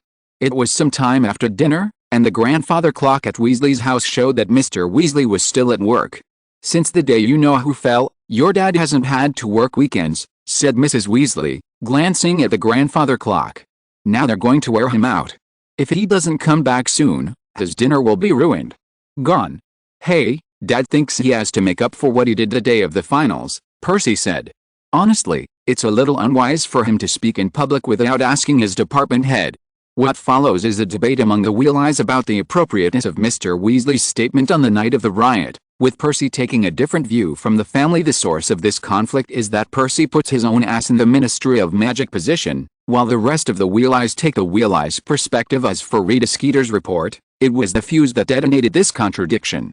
Zhang Su felt that it was time to remind Percy not to bring this kind of war conflict home. In the following time, everyone is doing their own things. Harry is cleaning his flying sky broom, Fred and George discussing their inventory, Charlie watching Ron and Bill play chess. Hermione sat next to Zhang Su, and whenever Hermione wanted to say something to Zhang Su handed over the standard spell in his hand, level 4, and pretended to discuss study issues with her. Zhang Su didn't want to discuss with her about house elves now. He didn't have the energy to jump into the trap of house elf liberation front. Not long after, Mr. Weasley returned. Then there's the argument between Hermione and Percy about the house elf issue. At this moment, an owl braved the heavy rain and flew into the burrow and landed in front of Zhang Su. After a while of fuss, Zhang Su took the letter addressed to him from the wet owl. Zhang Su opened the letter from home and read it. The letter was sent by Zhang Su's father. In the letter, he asked what the hell Zhang Su and Scarlet were doing. He has been eating porridge for several days at home now. Zhang Su silently put away the family letter sent by his father, took out a piece of parchment, and wrote, "This is the case, don't be sad, fortunately there is no unparalleled road," and then took out 2 packs of mustard from the treasure bag and a few oranges, together with a reply letter, tied to the foot of the owl who delivered the letter, and let the owl send them home. After letting the owl out of the window, Zhang Su found that the argument between Percy and Hermione started to escalate. "I think you'd better go upstairs and see if your luggage is packed." Mrs. Weasley interrupted Percy and Hermione's argument, and said, "Go, you all." Zhang Su's luggage was packed early in the morning, and all kinds of items were put in his treasure bag, and he could start an instant trip at any time, which made Harry, Ron and the twins very happy envious. In their eyes, Zhang Su's treasure bag that can take out things that can be used at home, travel, murder, and arson at any time is very magical.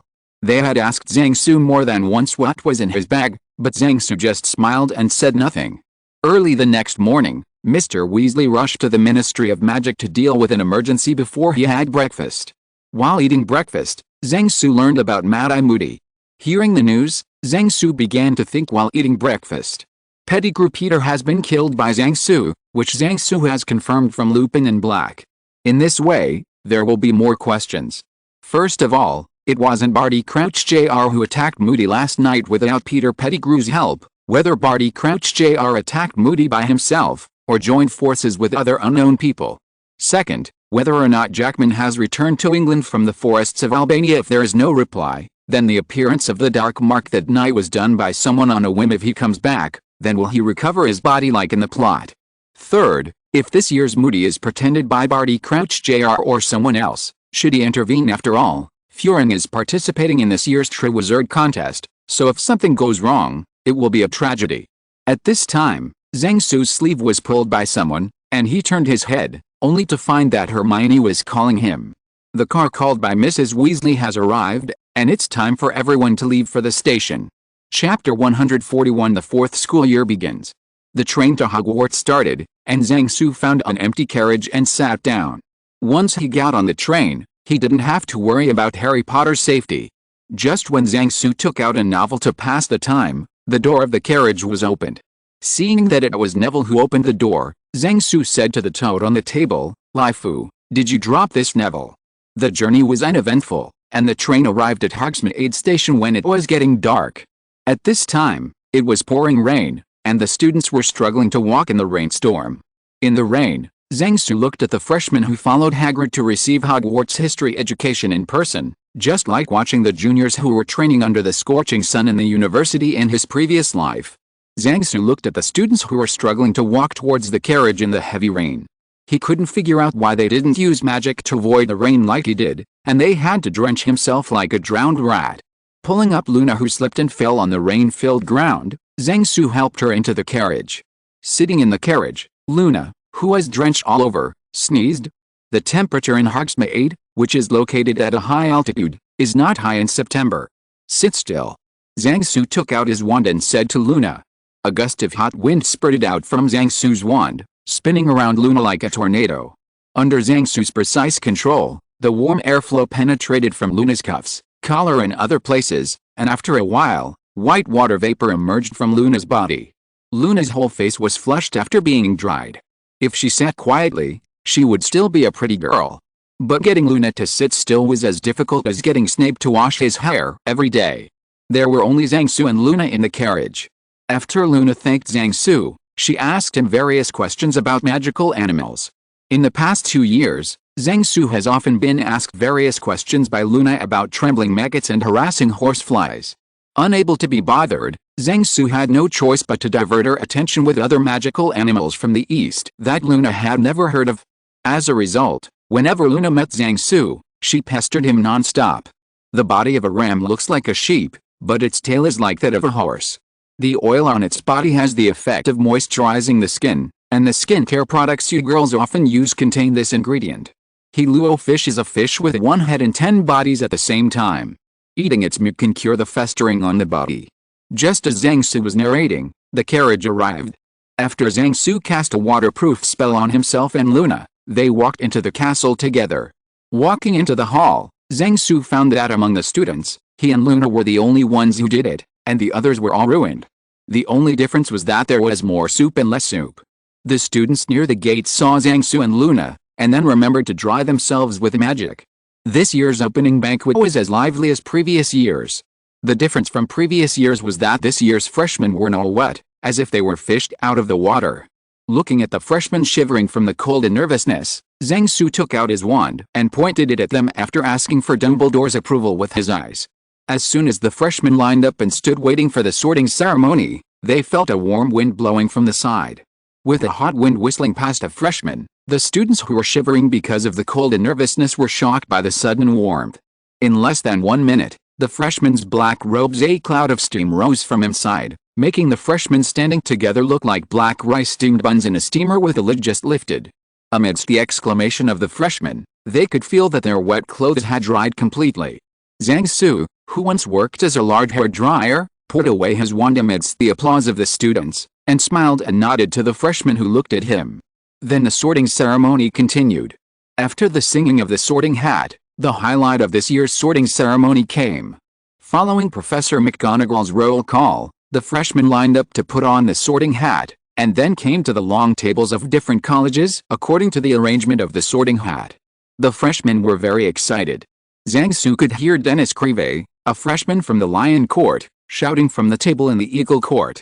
"Colin, I fell into the lake," Dennis Creevey said to his brother. "It was wonderful, and something in the water grabbed me and pushed me back into the boat." Zhang Su knew what he was talking about in the lake. It was a huge squid.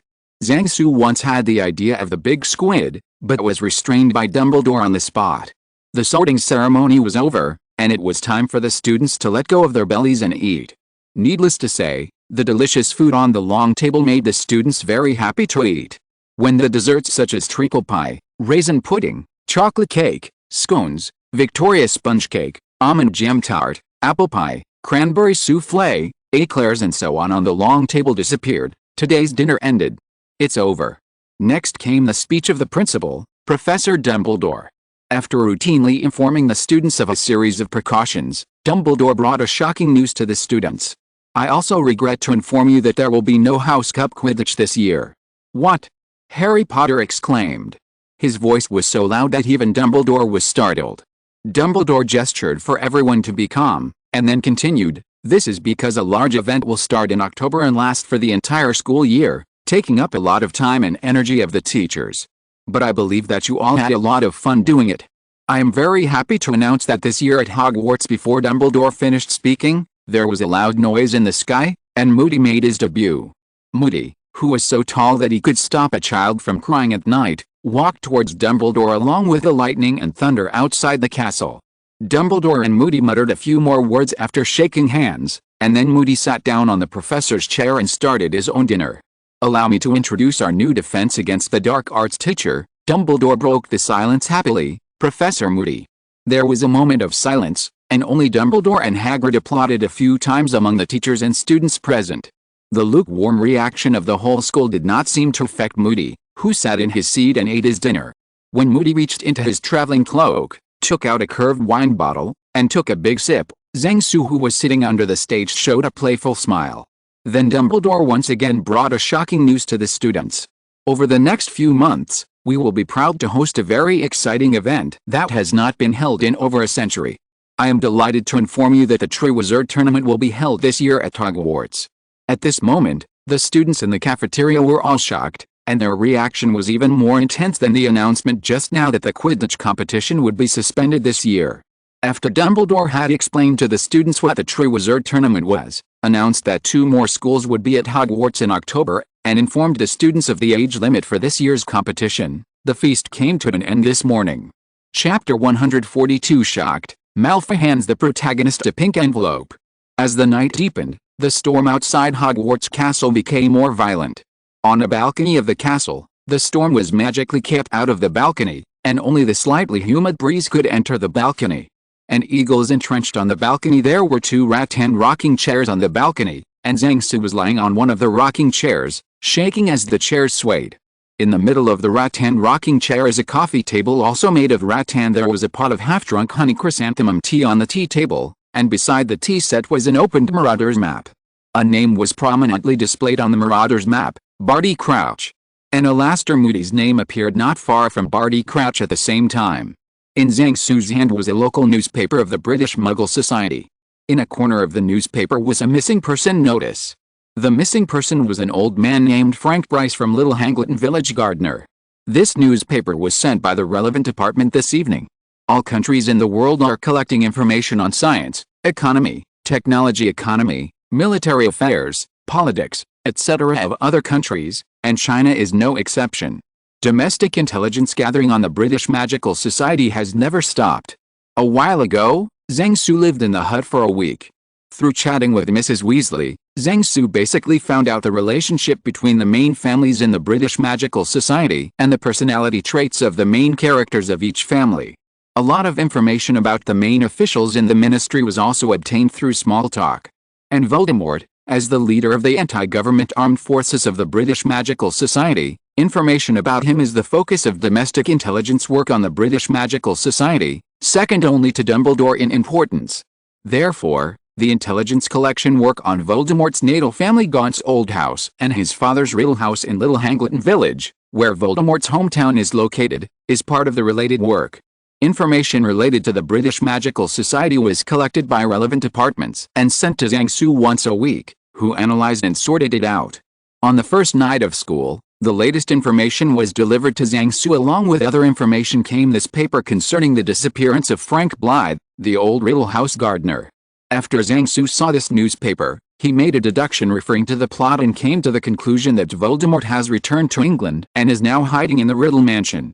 What troubled Zhang Su now was whether to tell Dumbledore about this and let him form a group to fight the boss.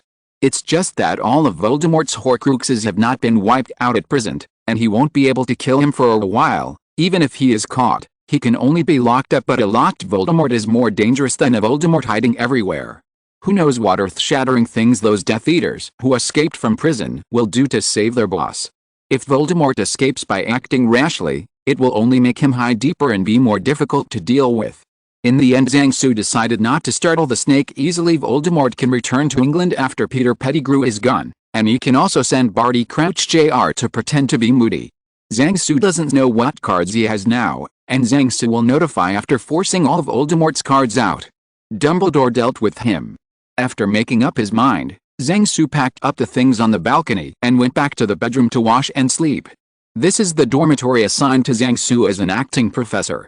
He will move here this academic year. The reason is that it is inconvenient to do some things in the dormitory of the Eagle Academy this year. The next morning, the students in the cafeteria were chattering about the Triwizard Tournament, and everyone was guessing who would eventually represent Hogwarts in the competition. Will you participate in the competition? Zhang Chu, who was sitting next to Zhang Su, asked. No, Zhang Su said while eating bread, I don't have that much time to spare. Then who do you think will end up? Zhang Chu asked. It's probably my future uncle. As soon as Zhang Su finished speaking, Zhang Chu's elbow hit him in the ribs, killing him 3 times in a row. Who is the loudest now? Zhang Su asked Zhang Chu while rubbing his ribs. You, Harry and Hermione. Everyone thinks that you have a way to cheat the age limit to participate in the competition. Zhang Chu replied. Hearing this answer, Zhang Su was a little speechless. The current students are really afraid that the world will not be chaotic. Just now Zhang Su heard someone speculate whether a certain professor would pretend to be a student to participate in the competition. Zhang Su really wanted to tell the students that the professor's age was 1 year shy of 17.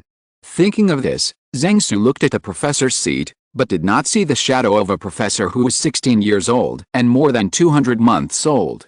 Zhang Su hadn't seen Scarlet since he left the stadium after the Quidditch World Cup. He only saw her appear at the opening banquet. Yesterday Zhang Su had looked for her on the night of the World Cup riots, but he hadn't seen her until Zhang Su went to the burrow. After breakfast, Zhang Su left the cafeteria and went to the charms classroom to prepare for class. Zhang, please wait a moment, please. When Zhang Su passed by an empty corridor, a shout came from behind Zhang Su. Zhang Su turned around and found that the person calling him was actually Malfoy. To Zhang Su's surprise, Malfoy, who was walking towards him, was a little awkward, so that Zhang Su even ignored the fact that Malfoy didn't have the 2 followers who followed him. What's the matter, Malfoy? Zhang Su asked strangely.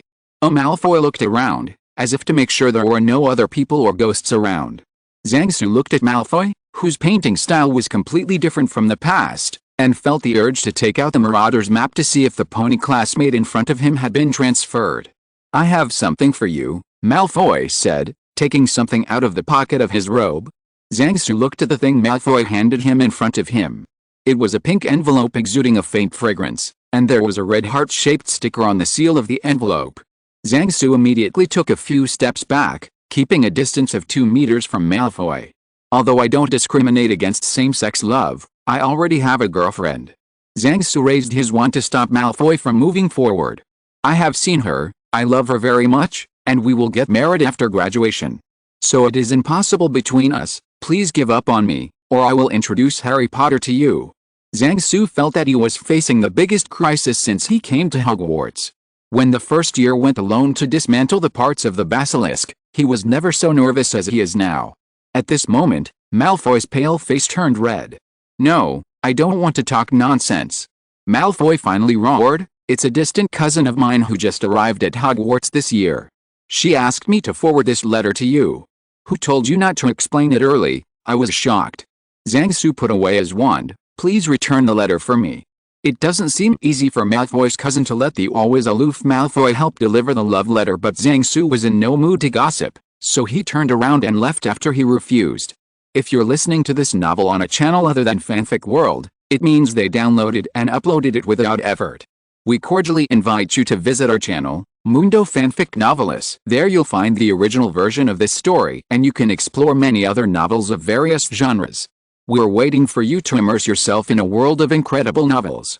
Chapter 143, The First Day of Class.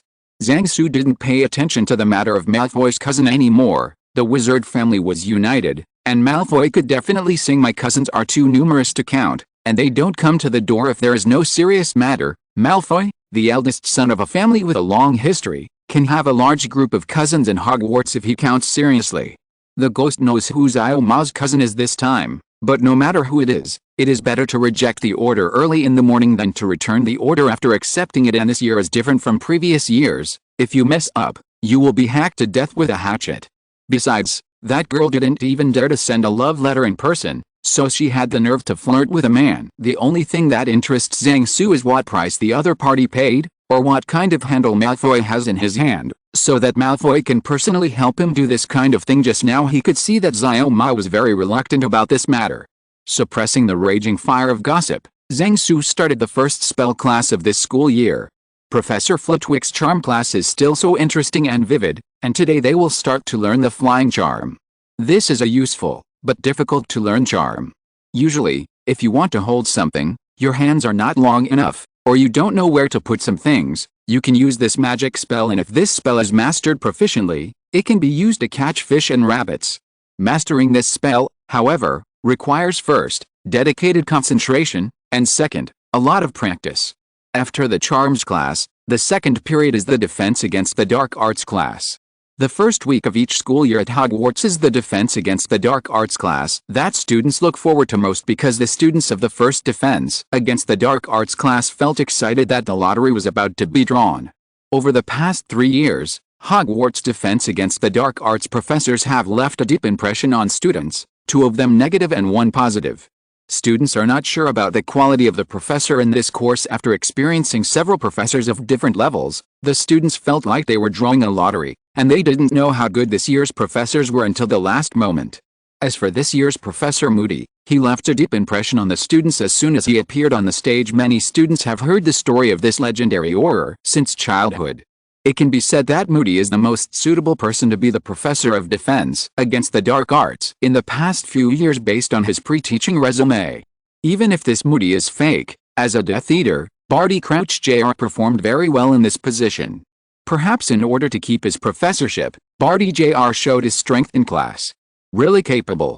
This is the first time Zhang Su has heard of a professor who directly demonstrates the 3 unforgivable curses in the first class. Roll before class is the first thing every professor does during class.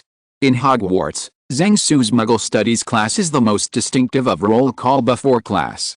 The automatic roll call system developed by Zhang Su by referring to the Marauders map has not made any mistakes. In the past year, Zhang Su once claimed that those who could fool the system would get, points, but no one has been able to get this point after a year.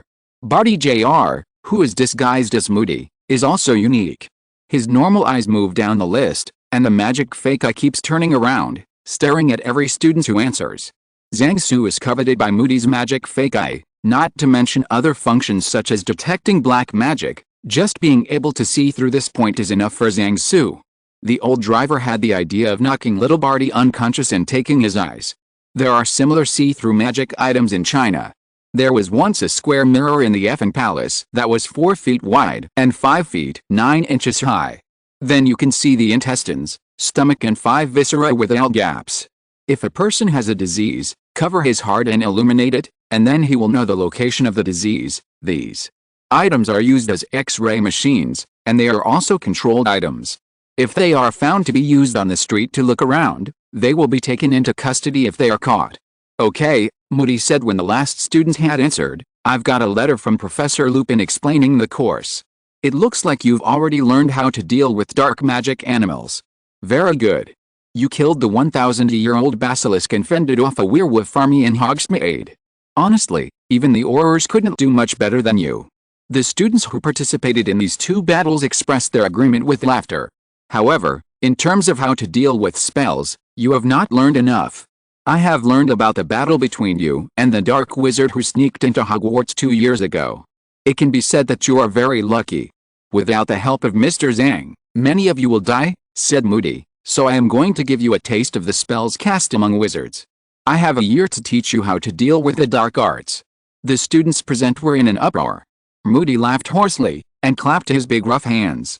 After a round of explaining the need for the students to learn about the dark arts, Moody added, so do any of you know which spells are subject to the most severe penalties under wizarding law? Zhang Su, the little prince of Yingyan who grabbed points, was the first to raise his hand. Please tell me, Mr. Zhang.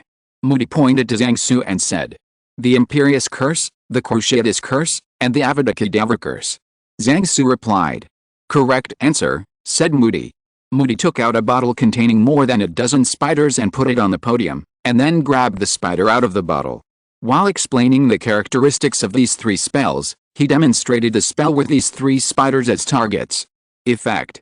It has to be said that Moody's teaching has achieved the desired effect. and many students in the seats turned pale when the get out of class was over.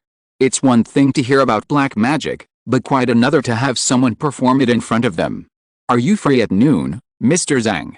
Moody stopped Zhang Su when he walked out of the classroom. I think we can have a chat. I rest in the faculty lounge every day after lunch, Professor Moody. Zhang Su replied. Zhang Su and Moody walked towards the cafeteria while chatting about Moody's fake eyes. When he walked to the foyer, Zhang Su found a group of students gathered together, seeming to be watching a few people. At this moment, amidst the exclamation of the crowd, Malfoy raised his magic spell and cast a spell on Harry Potter from behind Harry Potter, and the spell rubbed Harry's face and hid him opposite wall. Oh, don't do that, boy, Moody shouted, raising his wand and casting a spell on Malfoy. At the same time, Zhang Su also raised his wand, and a spell hit Malfoy before driving away Moody. Chapter 144 Toss Malfoy. Boom boom, the two curses hit Malfoy almost at the same time.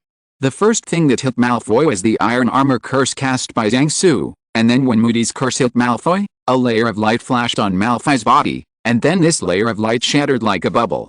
Malfoy, who failed in the sneak attack, was hit by two curses successively, and sat down on the ground. I don't like people who attack people from behind the most, Moody said, staring at Zhang Su with his good eyes, while his Magicka was staring at Malfoy as he spoke. Another spell was shot at Malfoy. Professor Moody, we can't use magic spells as a means of punishing students. Zhang Su also cast a floating spell at the same time, making Malfoy, who was sitting on the ground, float into the air, narrowly avoiding Moody's magic spell. I don't believe in this evil. Moody shot another curse at Malfoy, who was floating in the air. We can use other methods to punish students. Zhang Su lifted the levitation curse on Malfoy before Moody's curse hit Malfoy, allowing him to avoid Moody's curse at a critical moment. That's useless punishment, Moody said, continuing to cast the spell on Malfoy. We can put the students in solitary confinement. Zhang Zuxin's spell made Malfoy, who had just slapped on the ground, roll over, and escaped Moody's spell again. Such students must be taught a lesson. Moody shot another curse at Malfoy, who had just stood up. But this has to be done in accordance with the school rules. Zhang Su's curse made Malfoy sit on the ground in a split leg, avoiding Moody's curse again. At this moment, classmate Xiaoma is in pain. You two are giving me a good time. If you do this, it would be better if he was hit by Moody's spell from the very beginning. At this time, the surrounding students could see that the two professors in front of them were singing oboe and tossing Malfoy together.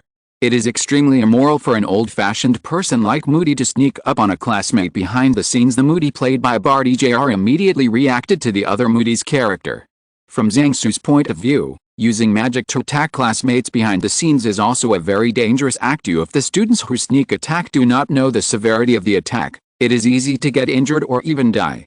Just like just now, if Malfoy's spell hit the back of Harry Potter's head or cervical spine, the Harry Potter series might end early. That's why Zhang Su and Moody tormented Malfoy together to make him remember for a long time. Just when Zhang Su was about to control Malfoy to avoid Moody's spell again, a stern voice sounded on the stairs. Mr. Zhang, what are you doing? When Zhang Su heard Professor McGonagall's voice, the wand in his hand suddenly shook. Ron Weasley, who was the happiest laughing student among the crowd in the foyer, leaned back suddenly, completing a standard iron bridge, and then my waist is twisted. I'm preventing Professor Moody from using spells to physically punish students, Professor McGonagall, Zhang Su said. Hearing Zhang Su's words, Professor McGonagall was shocked, and all the books in his hand were scattered on the ground regardless of the books that fell on the floor. Professor McGonagall hurried down the stairs to the foyer. Oh my God, exclaimed Professor McGonagall. Zhang Su walked towards the hall, and saw a limp white cat lying on the spot where Malfoy was originally. Moody, we never use transformation as a punishment, Professor Dumbledore must have told you, Professor McGonagall said a little excitedly. Mr. Zhang, please get out of the way. Zhang Su stopped stuffing the small dried fish in his hand into the mouth of Cat Elf, walked back to the stairs, and pointed at the books that Professor McGonagall had just dropped on the ground with his wand. Get together. When Zhang Su brought up Professor McGonagall's books to her, Malfoy had been transformed back into Malfoy by Professor McGonagall. The transformed Malfoy at this time looked like a broken willow plant that had been ravaged by a storm, curled up on the floor miserably, and it was obvious that he had suffered a huge blow. Next came the My Dad link that Malfoy used to But it was a pity that everyone he met today could not give his dad face. In the end, Malfoy was dragged to Snape's office by Moody. After returning the book to Professor McGonagall, Zhang Su walked over to Ron, who was clutching his waist while continuing to laugh, helped him straighten his lumbar spine, and then handed him a pair of plasters, telling him to go back to the dormitory at noon. Harry helped him stick it where his back hurt. After lunch, Zhang Su continued to rest in the teacher's lounge. Moody, who originally asked Zhang Su to talk about something, released Zhang Su's pigeons. Zhang Su sat on the long table in the lounge, and there were several sheets of paper full of forms on the table in front of him. In October, student representatives from Boxburtons and Durmstrang are coming. Naturally, the elites of these two schools would not waste a year at Hogwarts.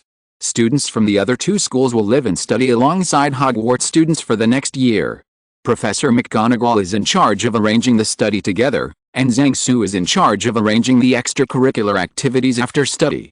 On the schedule, Zhang Su wrote in the first column that the week before the arrival of representatives from Boxburton and Durmstrang, all students participated in the school-wide cleaning. After writing this article, under the inexplicable eyes of several other professors, Zhang Su nodded with satisfaction for a minute. The whole school is cleaned up. This is the common experience of many Chinese students. When you were a student, you could say that you never copied homework, cheated, or fell in love, but you couldn't say that you didn't take part in school cleaning. Zhang Su didn't write down the detailed arrangements for the school's general cleaning, and let the chairman of the student union and the prefect study the arrangements for this part. What followed was a Quidditch match between the three schools. For this, the Quidditch captains of the four colleges must be called together to discuss, and after forming a school team, the school team captains will discuss the details with the school team captains of other schools. Then there are the activities of the student associations. Last school year, Percy, the chairman of the student union, counted the number of associations in the whole school. Zhang Su was also surprised by this number after seeing the statistics table today. In the end, with a swipe of his pen, Zhang Su asked the leaders of these associations to hold a meeting on weekends to arrange work for the school year. After spending noon, Zhang Su preliminarily determined the general direction of various activities, and let the students grasp the specific details by themselves. After a busy afternoon, Zhang Su didn't see Moody coming. Chapter 145. After dinner, Zhang Su was busy in the Muggle Studies professor's office. During the last semester's vacation, he arranged a vacation homework for the students, which was to let the students go to the Muggle Society, get in touch with the Muggle Society for a period of time, and then write a paper on what they saw and felt. This is a very difficult holiday homework for many students from pure-blood wizard families. But fortunately, the students all finished well. No one was taken to a mental hospital by Muggles as crazy, and no one was troubled by the Ministry of Magic. Many problems can be seen from the homework. This holiday homework is no pressure for students whose parents are Muggles.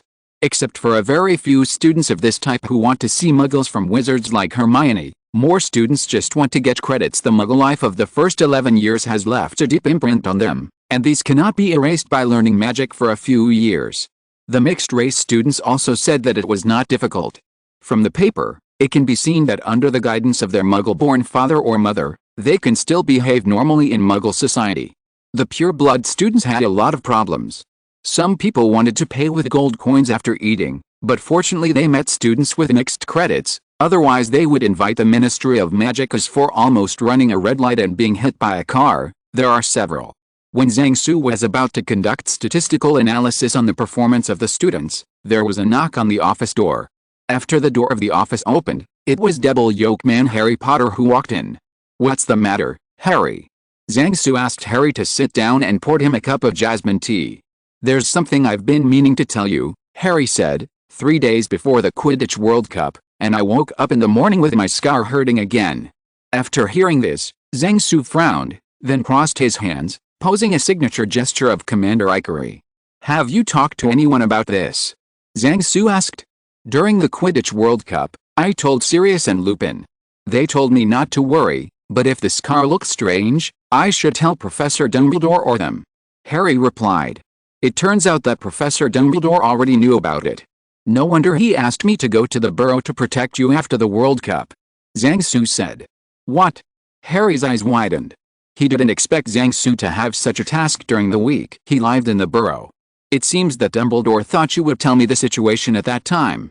Zhang Su spread his hands and said, Lupin and Black will definitely tell Dumbledore about your scar pain at the first time, and then riot that several signs such as the dark mark appeared in the sky at night, and several former members of the Death Eaters were found among the crowd who participated in the riot that night. What do you think of this? The riot that night was an act against me, Harry said. Voldemort asked them to create a riot and then take the opportunity to kill me. Let's not talk about these for the time being, but there is a question I have to give you an opinion. Zhang Su said, although I am very happy that you can face the name Voldemort, I suggest that you talk to other people, such as Ron and his family. Don't say his name directly when chatting. Why? Harry was a little unconvinced. Because Voldemort cast magic on his own name. Zhang Su replied, whenever someone pronounces Voldemort's name, it is like reciting a spell that can amplify people's fear. Although reciting his name directly can show your courage, but it will inevitably have some negative impact on others. Harry had a face of there is still such an operation JPG. You are not afraid of Voldemort. Harry realized that Zhang Su also directly said Voldemort's name just now. Why should I be afraid of him? Zhang Su answered Quincy. If you want to show your courage without causing fear to others, I suggest you give him a nickname that can despise him. Zhang Su continued. Nickname? Harry looked puzzled. Yet, a mocking nickname. Zhang Su said, for example, the two-hole socket man. Two-hole socket. Harry recalled Voldemort's face, then burst out laughing. Zhang Su waved his hand toward the topic. Come back to business. Zhang Su said, it is inevitable that Voldemort will kill you. But I think, with Voldemort's character, he will only kill you himself, to wash away his own shame, and will not let others do it. If there is another, he's going to kill you, and he's going to let Death Eaters keep you alive. Speaking of such a heavy topic, Harry's heart also felt heavy. I'd kill him myself, Harry said darkly. It's good to have hatred in your heart as a driving force, but don't let hatred fill your heart. Zhang Su said to Harry suddenly and seriously, the reason why black wizards are black wizards is not just because of their vicious behavior, but because of their evil behavior. There is darkness in their hearts, and they don't control the darkness in their hearts, but the darkness dominates their hearts. The difference between you and them is that you have Ginny, you have friends like Ron, you have Quidditch, and the important task of reviving the Potter family. There is still sunshine in your life, don't let the shadows in your heart hang over you. 13 or 14 years old is the age of the second year of middle school. A child like Harry who has a family feud, if he is not guided well, will easily go astray, and what Dumbledore has been doing also includes cultivating Harry's correct three views. Zhang Su also often finds opportunities to pour Harry a few caddies of chicken soup for the soul. Harry may not know Zhang Su's efforts for Harry now, but as Harry grows older and more experienced, he will slowly discover Zhang Su's painstaking efforts. Zhang Su's greatest achievement so far is making Ginny Harry's girlfriend ahead of schedule. After a person has concerns in his heart, he will have concerns in doing things, and he will not be so extreme in thinking about problems in the plot. Harry knew that the death of his parents was related to Black, and he only had revenge in his heart at that time. As for whether he can beat Black, the big deal is that it will die together. After drinking a big bowl of chicken soup for the soul, Harry regained his mood. Seeing Harry's calmness, Zhang Su said, your scar is related to Voldemort. It hurts when Voldemort approaches you, but I don't think Voldemort was near Privet Drive at that time, so the scar giving you a headache means something is up on Voldemort's side. After listening to Zhang Su's analysis, Harry nodded incessantly. So when your scar hurts, did anything unusual happen? Zhang Su asked. Harry thought for a while and said, I had a dream at the time, and I saw him in the dream. He was with a witch I didn't know. I can't remember the whole situation in the dream. Remember they were plotting to kill a man. Does that dream feel real to you? Zhang Su asked. I feel like I've experienced it myself, Harry replied. In this case, the problem will become serious. Zhang Su pinched his brows. What's wrong? Harry was taken aback. Let's go to Professor Dumbledore first. I think some things need to be prepared for the worst. Zhang Su stood up and said to Harry. Chapter 146. Zhang Su and Harry came out of Dumbledore's office very late. Through Harry's narration and Zhang Su's analysis, Dumbledore also realized the seriousness of the problem, and it would not be a good thing for Harry and Voldemort to have a good understanding. Although it is a good thing that Harry can see what Voldemort saw, Zhang Su reminded Harry that if Voldemort forged a video and sent it to him, such as Ginny or Ron was kidnapped, he would lure him into an ambush ring to kill him. Get rid of it, then things will not be good. Harry, who had never thought of this before, broke into cold sweat after being reminded by Zhang Su. In the end, Dumbledore decided to send Harry to learn occlumency with Snape. Seeing Harry's constipated expression, Zhang Su knew that Harry's study was going to suffer with the relationship between Harry and Snape. Don't expect one to teach and the other to learn. So far, Zhang Su actually has enough evidence to fool Dumbledore into organizing a copy of Voldemort. It is not impossible to end this war before Christmas. It's just that it's not good for Zhang Su. It doesn't affect him to do things like raising abandoned self-respect in the UK. The official affairs have been taken over by the state after Zhang Su opened up the situation. After a few years, he will slap his ass and leave. Taking advantage of the two-hole socket man in the past few years, he will ask for more from Dumbledore. The benefits are so good.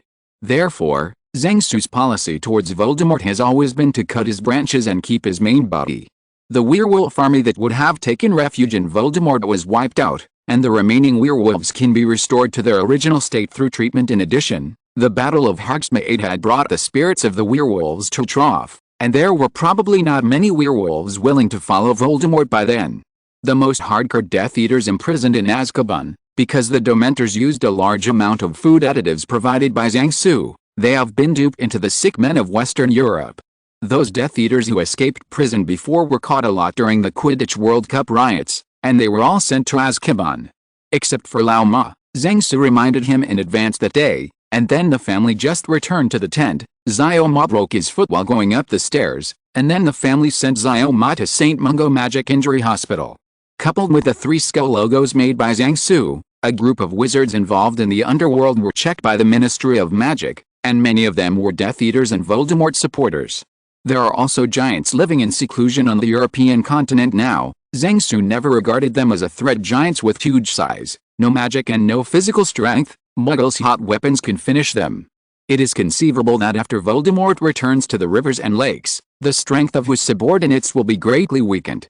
As for Voldemort's Horcrux, wait for Harry to go to Black's house to find Slytherin's locket, and Dumbledore to find clues to Hufflepuff's gold cup. The only thing that is difficult to deal with is those Dementors who are like weeds on the wall, but if the Dementors take refuge in Voldemort, Zhang Su can take the opportunity to sell a round of door gods. Time is passing by with more and more difficult and demanding homework. Moody announced that he was going to cast the Imperious Curse on each of his classmates in turn, to demonstrate its power and see if they could resist its effects. This time it's the students' turn to look shocked. Next, Moody began to call the students to take turns to come forward and read the Imperious Curse to them one by one. Under the influence of the spell, the students made the most abnormal behavior one after another. Anthony Goldstein scurrying around like a monkey, Lisa DePant singing God Save the Queen for a few minutes, and Michael Kona doing a dozen somersaults in one sitting. It was Zhang Su's turn next, and he was a little nervous. Although he had a memory firewall in his head that had withstood the test in the real Chamber of Secrets in Slytherin, he still had a little bit of confidence against the Imperious Curse. Zhang Su stood in the open space in the middle of the classroom, and the students were all paying attention to him. Moody raised his wand and pointed at Zhang Su. The soul came out of his body. Zhang Su, who didn't take any precautions, was recruited. He just felt a strange feeling in his head. The thoughts in his mind were blown by a gust of cold wind, which made him feel particularly relaxed and carefree. Feeling the joy in his mind, Zhang Su suddenly thought of a sentence: mentally handicapped children are more happy. Although this strange feeling emptied Zhang Su's mind, it did not mean that he had lost control over his body. At this time, Moody's voice sounded in Zhang Su's mind: split the legs and do a side somersault for a circle and a half while turning the body 90 degrees and rolling forward. This voice echoed in Zhang Su's mind, tempting Zhang Su to do what he said. But the effect of the Imperious Curse ends here. The power of the blood in Zhang Su's body is not just to make him immune to the temptation of Ela, but also to have a strong resistance to all spiritual spells. Zhang Su's own willpower is also top-notch, and under the combined effect of his blood power, he finally blocked the influence of the Imperious Curse. As Zhang Su's will became firmer, the effect of the Imperious Curse disappeared. Moody looked at Zhang Su, who had not moved, in surprise, as if he was very surprised by his success.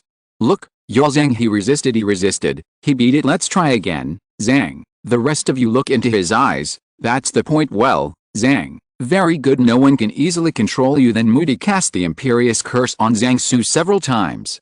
In the beginning, Zhang Su still relied on his own will to resist, but later, he simply cast a mechanized mind on himself, and the Imperious Curse had no effect on him. The Imperious Curse works by deep hypnosis, resisting the hypnosis by one's own strength, eliminating mood swings by mechanizing the mind and other spells, and even relying on strong external stimulation can get rid of the control of the Imperious Curse. Zhang Su also thought of the helmet that Magneto wears on his head all day long to avoid the professor's control.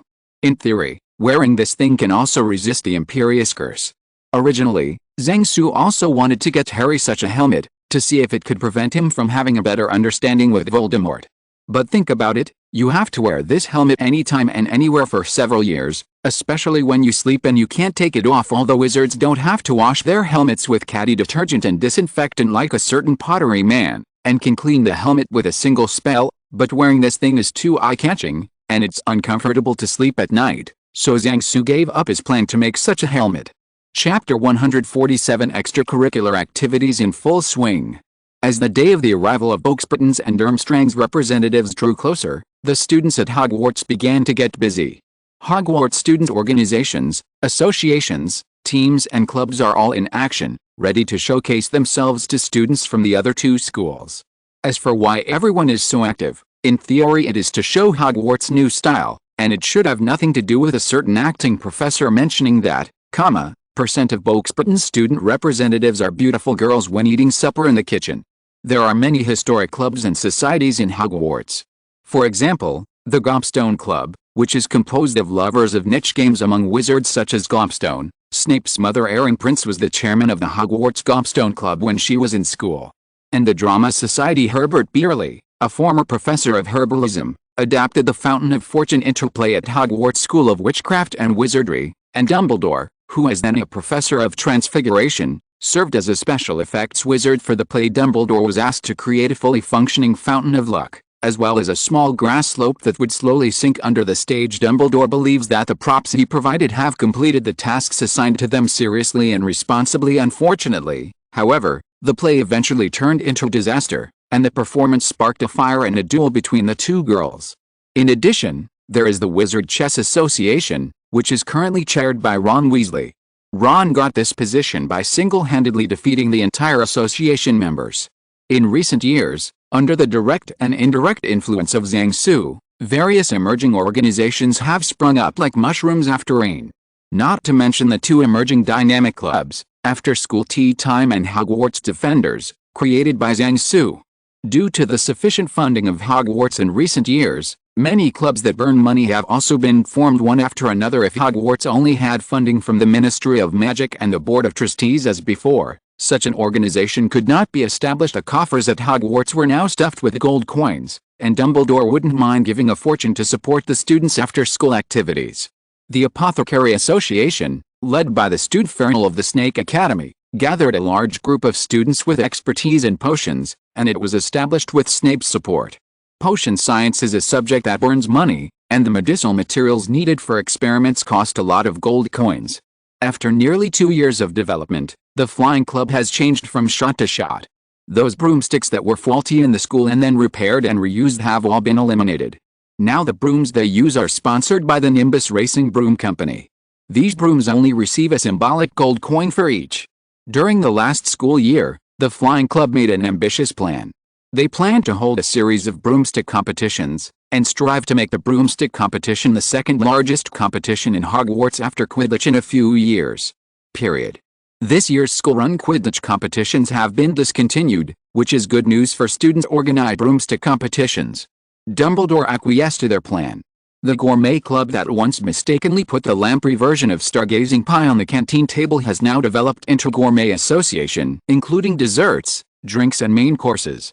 This is the only association in Hogwarts that does not require school funding, but has dividends at the end of the school year.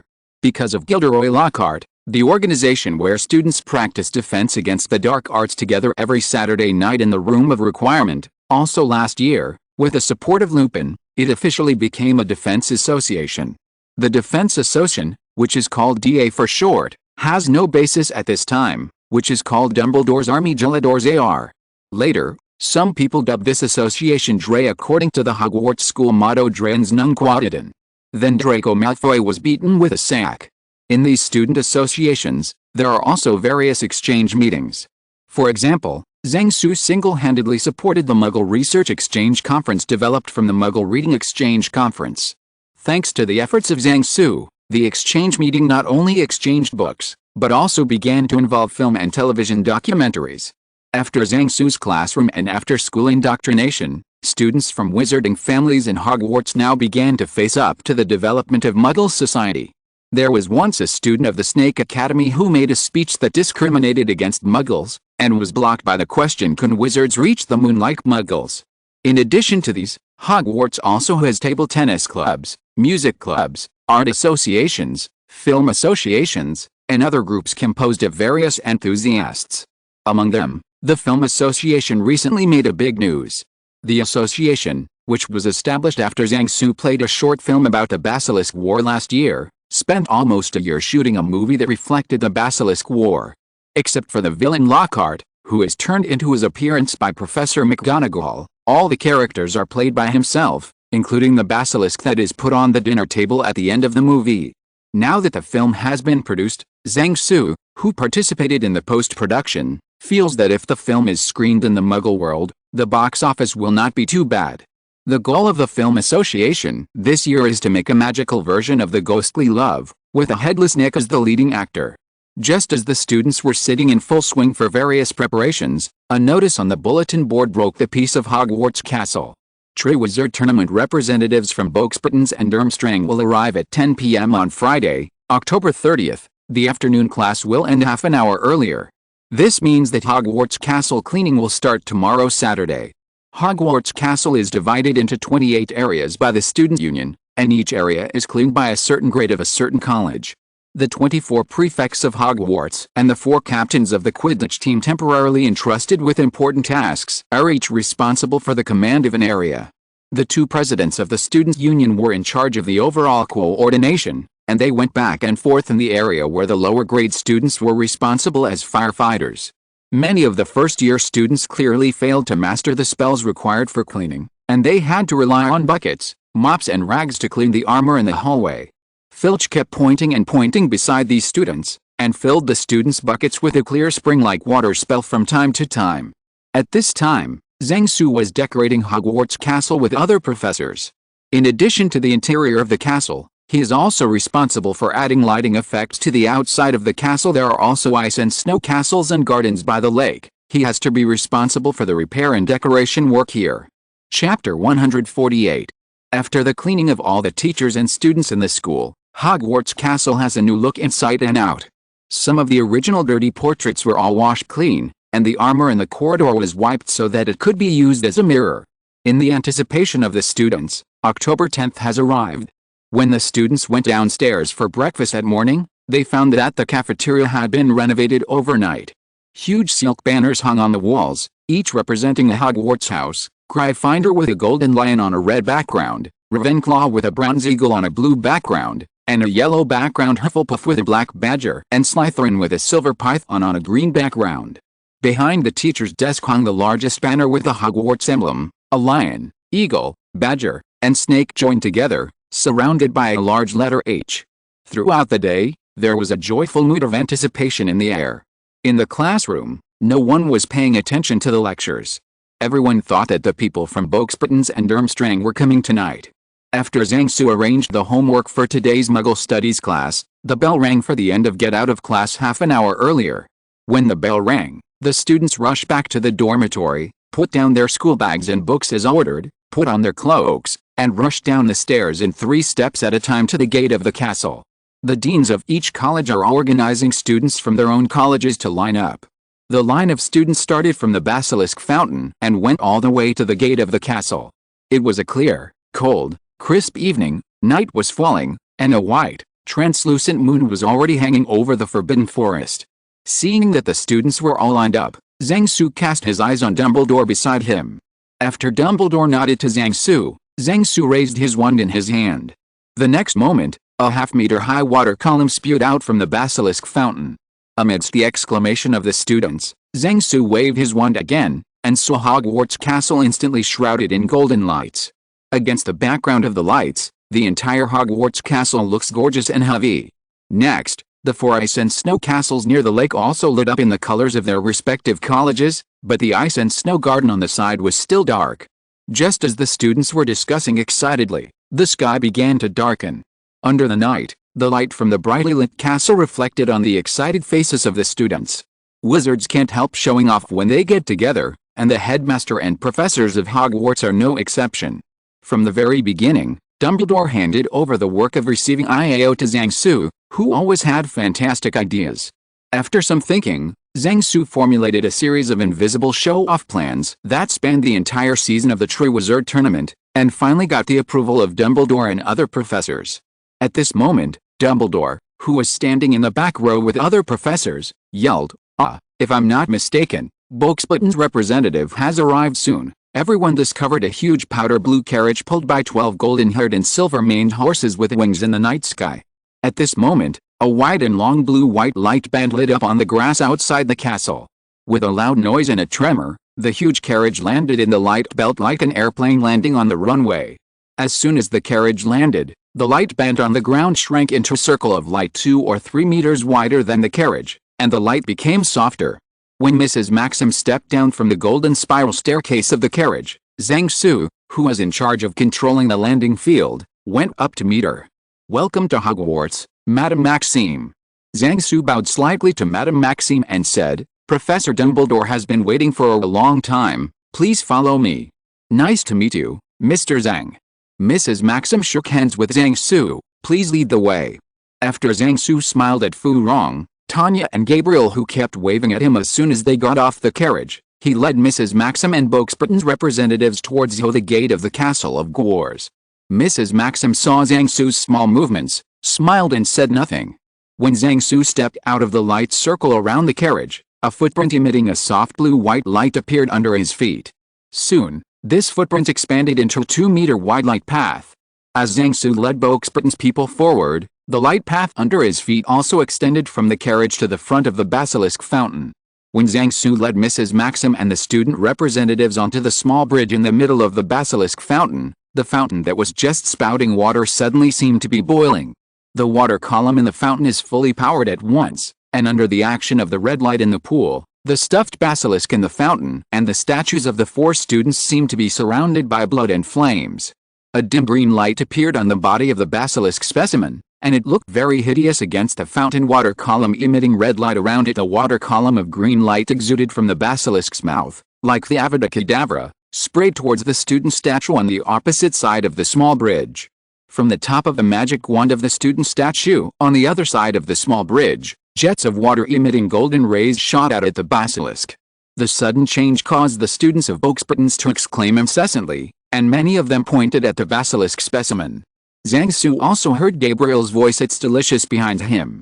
Zhang Su looked at Mrs. Maxim, and saw that she was also looking at the basilisk specimen in surprise. Then, Zhang Su brought Boxbutton's people to Dumbledore. Dumbledore was clearly pleased with the response of Boxbutton's guests. While Dumbledore was exchanging greetings with Madame Maxime, Zhang Su came to the lake and waited for the representative of Durmstrang College. Just when Zhang Su finished drinking the hot cocoa in the thermos with a cold wind blowing by the lake, and was considering whether to roast a few skewers of fat beef to pad his belly, there was a rumbling sound and the sound of water sucking in the lake. Immediately afterwards, a sailboat that looked like a ghost ship floated up from the bottom of the lake, and then came towards the light signal issued by Zhang Su. The place where Zhang Su is located is a hydrophilic platform that protrudes several meters into the lake in the middle of the ice and snow waterfront garden. When Durmstrang's boat stopped beside the platform and dropped the anchor, a 3-meter wide ice ladder grew on the hydrophilic platform made of ice, extending to the side of the ship. Not far from the side of the ship to a distance of 1 centimeter, this ice ladder also exudes a soft blue-white light. On the side of the ship, a Durmstrang student who was holding a plank and preparing to build a bridge looked confused. Soon, a middle-aged man in a silver-white fur cloak led Durmstrang's student representatives aboard. "Welcome to Hogwarts, Professor Karkaroff. I am Zhang Su." Zhang Su also bowed slightly to Karkaroff and said, "Professor Dumbledore has been waiting for a long time, please follow me." Come. Karkaroff and Mrs. Maxim are different. Mrs. Maxim and Zhang Su are acquaintances, while Karkaroff and Zhang Su are strangers. At most, They have only heard each other's name.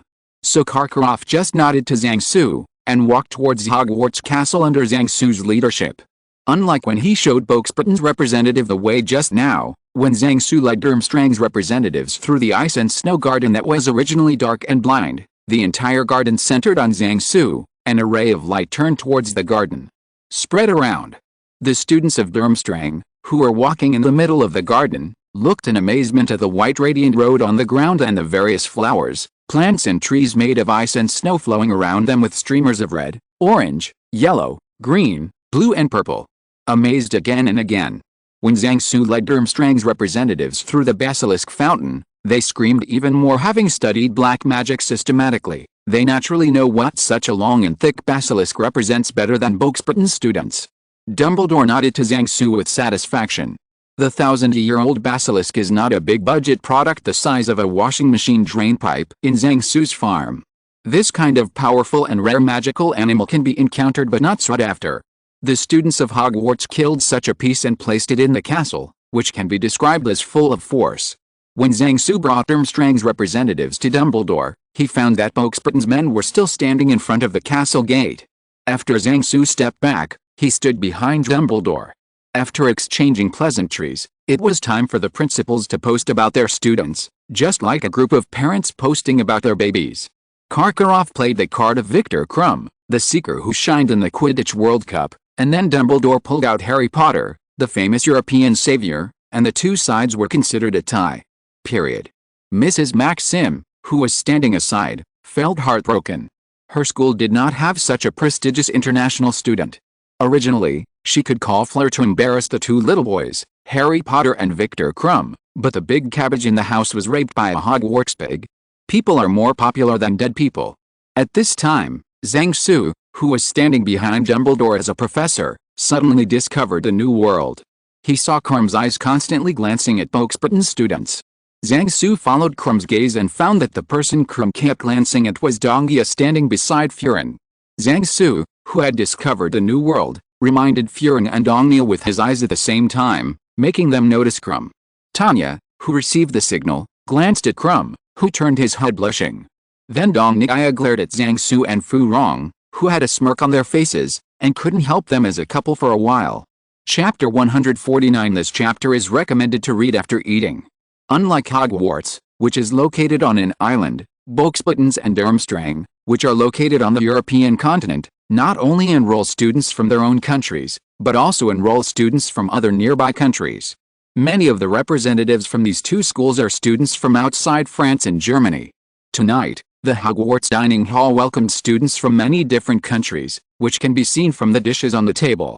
Grilled flounder, grilled pork loin, potato stew, and roasted lamb saddle from the UK, charcoal grilled pig's feet, Bavarian sausages, beef braised in vinegar, an onion bacon pie from Germany, veal braised in white sauce from France, Kofi duck leg, dry fried flatfish, cassoulet, sister-in-law, paella from Spain, Iberian ham, boiled octopus, anchovies in oil, Braz-style cod from Portugal, grilled sardines, Milan della sausage, stew, cheese ham lettuce from Belgium, milk sausage, beer goulash, cream stew. Seems to have something mixed in the face of so many delicacies. The students of the three schools all broke out their fighting power.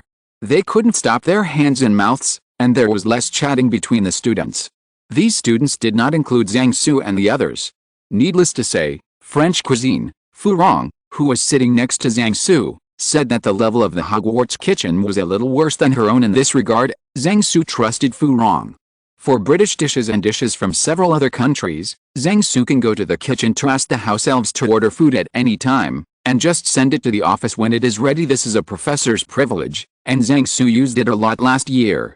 So Zhang Su, Gabriel on the left, Fu Rong and Dongia on the right, the four were talking and laughing while eating the dishes they were interested in. "I want that," Gabriel said, pointing to the charcoal grilled pig's feet a little far away from her. Zhang Su stood up, put a pig's foot into the plate, and held it in front of him.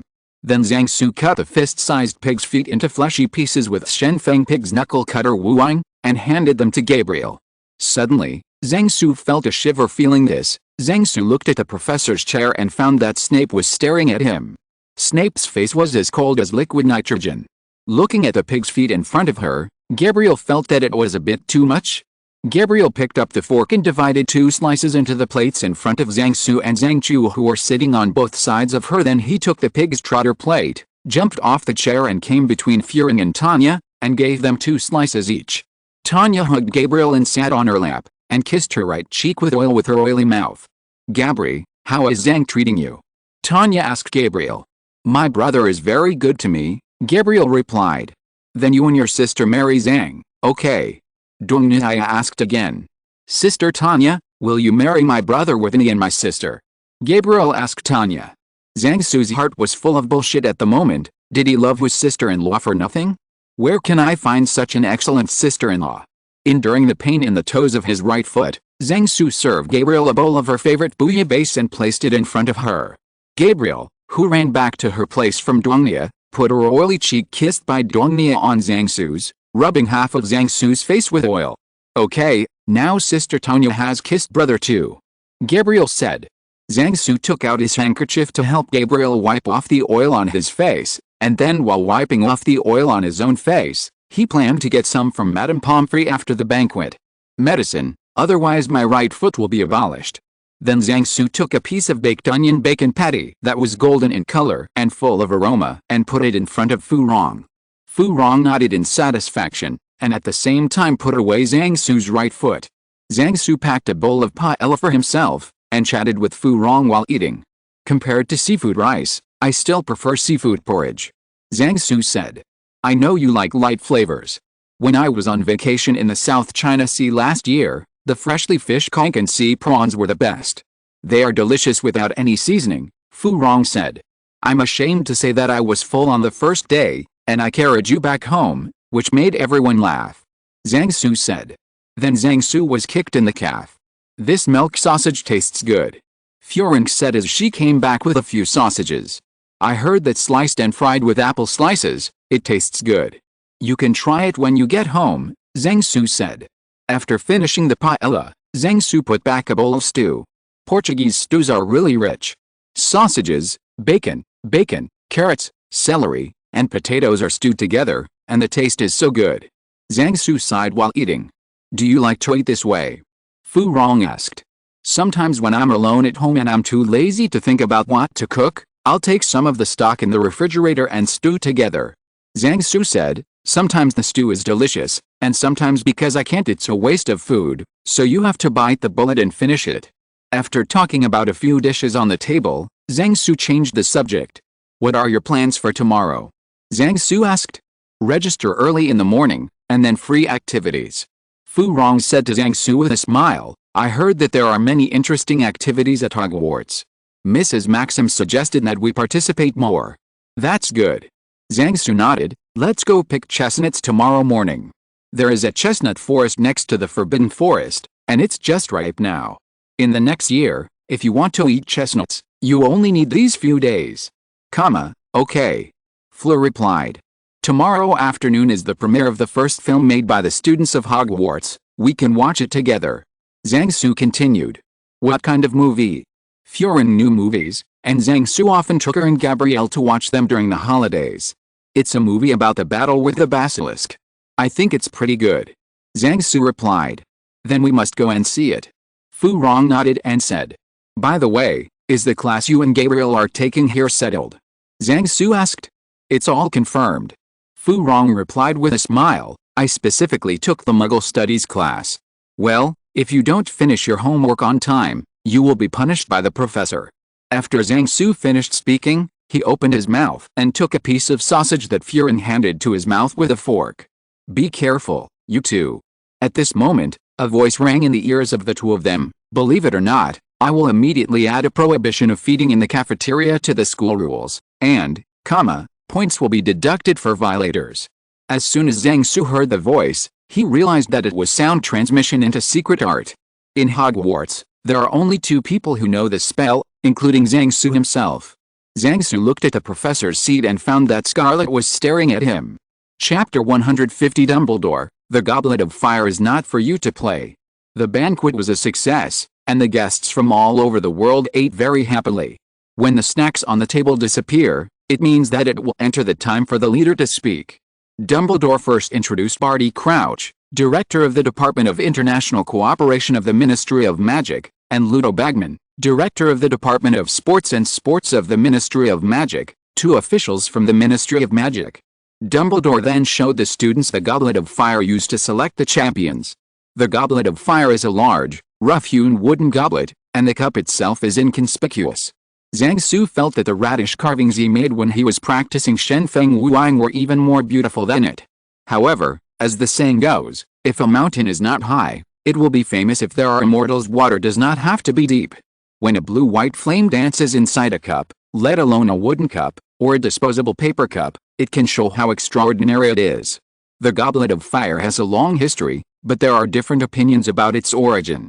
Zhang Su really wanted to take a piece of wood off the cup and take it back for a carbon-14 test, but he didn't dare. He was afraid that the three principals would team up and beat him into a mess. The most recognized statement by the public is that this cup was made by Merlin himself and was used to select warriors for King Arthur. Simply put, it is the interviewer of King Arthur's Human Resources Department. As for why Merlin used such an ugly wooden cup as a carrier, the inside story is unknown. Just like the Hogwarts sorting hat contains the thinking of the four founders of the college, if the Goblet of Fire was really used for King Arthur to interview people, then there should be King Arthur's thinking inside the cup. So is it possible for a dorky king to jump out of the cup? Look, the flames inside the cup are blue and white, and King Dumeo's equipment is also mainly blue and white. Thinking about it this way, it's really possible. In the past, the Goblet of Fire could only be used to select warriors for the Triwizard Tournament, and it is very likely that the posture used was wrong. If you open the Goblet of Fire with the correct posture, will a foolish king jump out of the cup, and then say, "Servant Saber, you come here as summoned. Let me ask you, how much do you know about our country? Why did you choose our country? What can I do for us if I hire you? How will you work and what salary do you want?" When Zhang Su's mind was constantly changing between lotus root, briquette, and hula hoop, Dumbledore, who finished a series of competition rules, registration rules and precautions, announced that the banquet was over. The next day is Saturday, a day for sleeping in. But Zhang Su had to wake up early in the morning. If he didn't wake up again, he would become the first protagonist in the Harry Potter fandom to be suffocated to death by his sister-in-law pinching his nose and covering his mouth. Fu Rong and Gabriel rested in the carriage back to Boxburton's last night. Although Zhang Su had various plans, it was better to restrain himself on the first day. Furing and the others were going to register collectively today, so Gabriel, who was free to move around, came to Zhang Su's dormitory early in the morning. Zhang Su, who had barely slept all night, rubbed Gabrielle's face, making her take back her hand. After pouring Gabrielle a glass of Wahaha fruit milk, Zhang Su yawned and went into the bathroom to wash and change. More than 10 minutes later, Zhang Su brought Gabrielle to the fire. The Goblet of Fire stood on a shelf in the center of the hall, and on the floor was drawn a thin square of gold coil, 10 feet long on each side, holding the child surrounds the middle. The Durmstrang students who had just put their names into the Goblet of Fire were leaving the fire. Now only a group of Hogwarts students were watching. At this moment, Summers from the Badger Yard came out, confidently holding the parchment and walking towards the Goblet of Fire. In the attention of the surrounding students, when he walked into the gold thread on the ground, he seemed to be caught by an invisible big hand, and then thrown out. With a loud pop, Summers' long white beard sprouted from his chin. The onlookers in the foyer burst into laughter. After Summers got up, Zhang Su conjured up an ice mirror in front of him. After seeing his messy white beard, Summers couldn't help laughing. Zhang Su walked up to Summers and asked a question that many Harry Potter readers wanted to ask: "Why don't you stand outside the golden thread and throw the note in?" Summers, who was touching his beard, trembled, and accidentally tore off a strand of his beard, causing him to twitch in pain. The golden line drawn by Dumbledore was only 10 feet long on a side, which was a little over 3 meters. The Goblet of Fire placed in the middle is only 1.5 meters away from the gold thread, so it is not difficult to throw the parchment into a ball. A few students among the onlookers quickly got to work. They quickly wrote notes and crumpled them up, and then stood beside the golden thread together. Several of them glanced at each other, nodded to each other, and then shot at the same time, throwing the paper ball towards the Goblet of Fire. Everyone's eyes flew into the golden coil along with the paper ball, and flew to the Goblet of Fire. However, when the balls of paper were still a slap away from the Goblet of Fire, the balls flying in the air suddenly stopped, and then the balls of paper seemed to be ejected by someone, and flew towards the wizard, who threw them at a high speed. Finally the ball of parchment fell on their heads. The onlookers burst into laughter again. The Hogwarts students who were reminded began to experiment with various methods of bypassing the golden coil drawn by Dumbledore. When Furin and the others came to the foyer to sign up, they saw Giraffe standing outside the gold coil with a parchment in its mouth, and it was sticking its head over the goblet of fire to throw the parchment into it. As a result, the golden thread shone with the golden light, and the giraffe turned back into the dining table in the cafeteria and fell to the side, and the note fell to the ground. If Fleur and the others had come earlier, she would have seen all sorts of weird ways of trying to bypass the golden coil and throw the parchment into it. Normally, the floating spell is used, but as soon as the note floats into the gold coil, the floating spell becomes invalid. Someone brought a broomstick, trying to fly quickly from the air to the sky above the gold coil, and threw the paper ball into the goblet of fire while the gold coil was not working. As a result, he flew out of the gate with his broom. At the twin brothers' place, after seeing that the aging agent didn't work, one of them tried to get the goblet of fire out of the gold coil with a harness, but the harness caught fire. Another planned to make a hole in the floor to let the goblet of fire fall into the basement, and it turned out that the castle floor was magically enhanced. The student who seemed closest to success was a student standing in front of the golden thread holding a fishing rod reaching for the goblet of fire, with a parchment with his name on it hanging from the hook hanging from the line. But when the note was about to reach the top of the goblet of fire, Zhang Su saw that the fish hook and fishing line were burning, and even the parchment note was on fire. Finally Dumbledore showed up and escorted away a student who was trying to kebab with a goblet of fire. End of this chapter. Thank you very much for reaching the end. Don't forget to like. Looking for more exclusive content and immediate access? Subscribe to our Patreon. Remember, every like, subscription, or donation encourages us to continue. Thanks to everyone. See you in the next video.